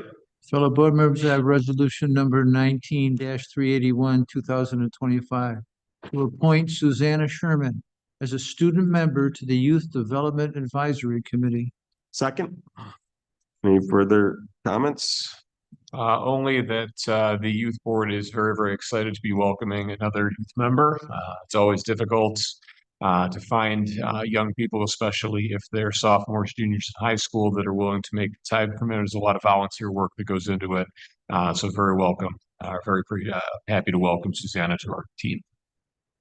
Good. Thank you. Thank you. Hearing and seeing nothing further, please call the roll. Councilmember Page, Aye. Councilmember Blanca. Aye. Councilmember Barley, Aye. Councilmember Stafford. Aye. Supervisor Schultz. Aye. Fellow board members, I have resolution 19-382, 2025 to appoint Mary Burke to the Historic Site Committee. Second. So Mary, interestingly enough, has history or experience, previous job experience, being a researcher for an archive, historical archive. So as you can imagine, our Historic Site Committee, as well as our town historian, will make very good use of her skills. Yeah. Very excited to have her on board. Yeah, Mary was very excited for this opportunity to do something other than a regular job because she really likes it, and I think she'll be a great addition. Any other questions or comments? Hearing and seeing none, please call the roll. Councilmember Page, Aye. Councilmember Blanca, Aye. Councilmember Barley, Aye. Councilmember Stafford. Aye. Supervisor Schultz. Aye. This is the one we skipped, Yeah. 383, because we already did it. Yeah. Rob is up, right? So now you're up again, Rob. Okay, let me get to that now. Okay, for Stafford. Here we go. Okay. Fellow board members, I have resolution 19-384, 2025 to adopt the official undertaking of receiver taxes and assessments. Seconded. Any questions, comments? Hearing and seeing none, please call the roll. Councilmember Page, Aye. Councilmember Blanca. Aye. Councilmember Barley, Aye. Councilmember Stafford. Aye. Supervisor Schultz. Mr. Supervisor and fellow board members, I have resolution number 19-385, 2025 to adopt the 2026 board schedules. Second. Any discussion? I'll just note that we're keeping the town board schedule on an every 3 weeks basis. That seems to have worked very well in terms of not meeting too often, but not having too long a time between meetings. So hearing and seeing none, please call the roll. Councilmember Page, Aye. Councilmember Blanca, Aye. Councilmember Barley, Aye. Councilmember Stafford. Aye. Supervisor Schultz. Aye. Fellow board members, I have resolution number 19-386, 2025, to adopt the fiscal year 2026 preliminary budget. Second. So obviously, we already had a lengthy presentation on the budget. Any further comments? Hearing and seeing none, please call the roll. Councilmember Page, Aye. Councilmember Blanca, Aye. Councilmember Barley, Aye. Councilmember Stafford. Aye. Supervisor Schultz. Aye. Fellow board members, I have resolution 19-387, 2025 to acknowledge receipt of the September 2025 revenue and expense reports. Second. Any discussion? Hearing and seeing none, please call the roll. Councilmember Page, Aye. Councilmember Blanca, Aye. Councilmember Barley, Aye. Councilmember Stafford. Aye. Supervisor Schultz. Aye. Fellow board members, I have resolution 19-388, 2025 to hire personnel and make the attached changes. Second. Any discussion? Hearing and seeing none, please call the roll on our final resolution. Councilmember Page, Aye. Councilmember Blanca, Aye. Councilmember Barley, Aye. Councilmember Stafford. Aye. Supervisor Schultz. Aye. Next, we'll have discussion from the committee and miscellaneous reports from the board. I'm actually going to start. I usually don't, but for those unaware, Rick and Joe have were running for reappointment, and so we have two new town board members who were recently elected. One you've already seen come up to the podium, Millie Safranek, who actually was a previous town board member until her job commitments required her to step down, but she's stepped back up. And then we also have Christina Owens, who is a first-time candidate. She was also elected. So congratulations to the two of you. Welcome to the board. So now I'll turn it over to others to make committee reports. Who wants to go first? I'll go first. I don't have a committee report. I just wanted to say thanks to Steve and Linda, our finance director, for the job they do. We're a tax levy, and all the things that we need for our town is really unheralded. What happens when we get all these grants in from our senators and our assemblymen, and it's amazing to see how a town works. And so I want to say thanks for keeping our levy flat again. Even though our assessments go up, taxes are flat, and we have a great town. So thanks a lot. Just wanted to say that. I attended the most recent school board meeting. It was business as usual. Nothing to report, but and the ambulance meeting is this week, so I'll Okay. report that next time. Great. All right. I'd be remiss also if we did not recognize that Supervisor Schultz was also reelected this week. Congratulations, Steve. Congratulations. You stuck with me again.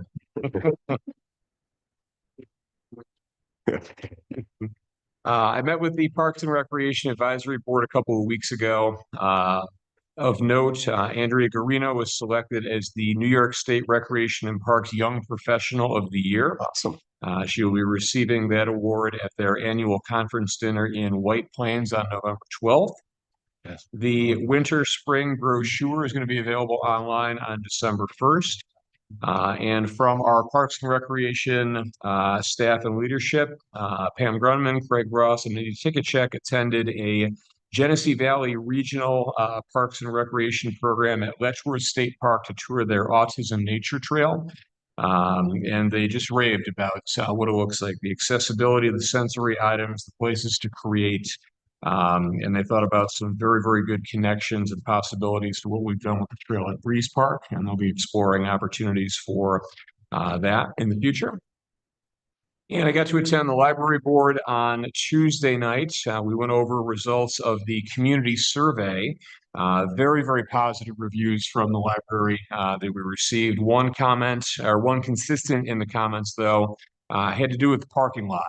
They talked specifically about when there are large events, that it's obviously a little bit tight in there. They're not, of course, asking for a larger parking lot. What they were talking about, though, is maybe some additional signage, both inside the library and outside the library, just to be mindful of the fact that a lot of people are bringing kids in and out, and to kind of slow down and watch for young library enthusiasts. But, that's all I got. Sounds good. We can definitely have our sign shop work on some creative signage to ask people to keep an eye out for our young patrons. Anything else? I attended the zoning board meeting last night, just, you know, a lot of, couple different things on there on the agenda this, month than the usual sheds and fences, but, those people, the folks on the zoning board work hard to make sure that, you know, everybody, you know, people get the residents that need something, get it, but at the same time, keep it within the scope of, you know, what's acceptable So that for it's the not town. adversely affecting the neighbors, yeah. All right, thank you. Do we have any discussion items from the public? Yes, Kevin Yost, 1474 Middle Road. Good evening again. A few items regarding our parks and facility. I did hear during the budget public hearing that there's going to be new bathrooms in Tinker Park. I know that the ones that are there, the parking lot behind the barn, back in late 2000s, early 2010s, they had to shut them down. And during the Yule's administration, they had to shut them down during the colder months because it's too expensive to heat them. And Councilwoman Zink at the time sent me back an email saying that she almost fell off her chair because of the expense. Now, do these new bathrooms, they gotta be open all year? Does that solve that problem? So these ones would be going over where there's currently the latrines. These would replace the latrine, so it's on the town line side of the park. I don't know that answer as to whether they will be better insulated because they'll be meeting the newer building codes, as to whether we will heat them all winter long, to be determined. Some of that will get into what is the use, you know, how much use is there versus the cost. It'll basically be a cost benefit analysis. So I can't answer that today, but it certainly is possible. You know, very similar construction to what you've seen in Breeze Park. So they do have heaters in them. Whether we're going to run them all winter long, TBD. That goes for the current bathrooms in Tinker and the new ones in Breeze Park. So what I'm saying is the new ones in Breeze Park are similar to what we're going to build for. We're replacing they're currently latrines. They're not septic. They're not connected to sewer. We're replacing those ones with these will either be on a septic system, or we're hopefully going to be connecting into the sewer just across the street in the town of Pittsford, assuming we can get the town of Pittsford to agree to it. So that's our plan, is to run a sewer connection over there. worst case scenario, we'll put in a septic tank because, you know, I don't know about you, I hate latrines. They reek to high heaven. Mhm. I just don't find them sanitary. I don't think you should be breathing in In that stuff. Pennsylvania, the two parks in Pennsylvania where we've had family outings, they're supposed to be, environmental ones and they don't, as a, no flash, and they're used for fertilizer for farms, and those break the high heaven. Yeah, and my next question is, you know, I was mentioned before, and it's been mentioned in several past town board meetings, probably in the newsletter as well, about that of course, the former Three Sisters ice cream stand will be the new, picnic shelter for Chapman Cornish Park in the West Hamlet, and it's going to have photos of historic photos of West Hamlet, and I'm sure I've said it in here before, and probably in emails as well, that I feel that there should be photos of the East Hamlet and Baldwin Cabin and Lookup Park close to the East Hamlet.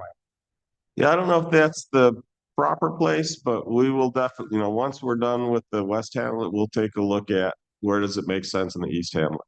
I don't know that that's necessarily the right location, but I agree there should be something that celebrates the East Hamlet.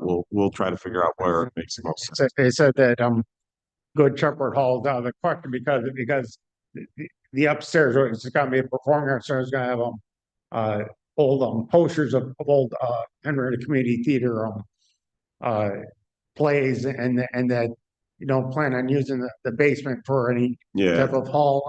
And I did speak to the Rushtown historian and that about the access left in the old St. Joseph's Church, where I went to church for many years and was confirmed in Rush Hamlet, and I know that the access lift there is broken. And then she said that the parks were unavailable because I was hoping maybe the town or somebody would buy it from the town and or donate to the town, have it put in a Good Shepherd Hall to use the basement. But yeah, unfortunately, I mean, there used to be a stair glide kind of thing that you sit in.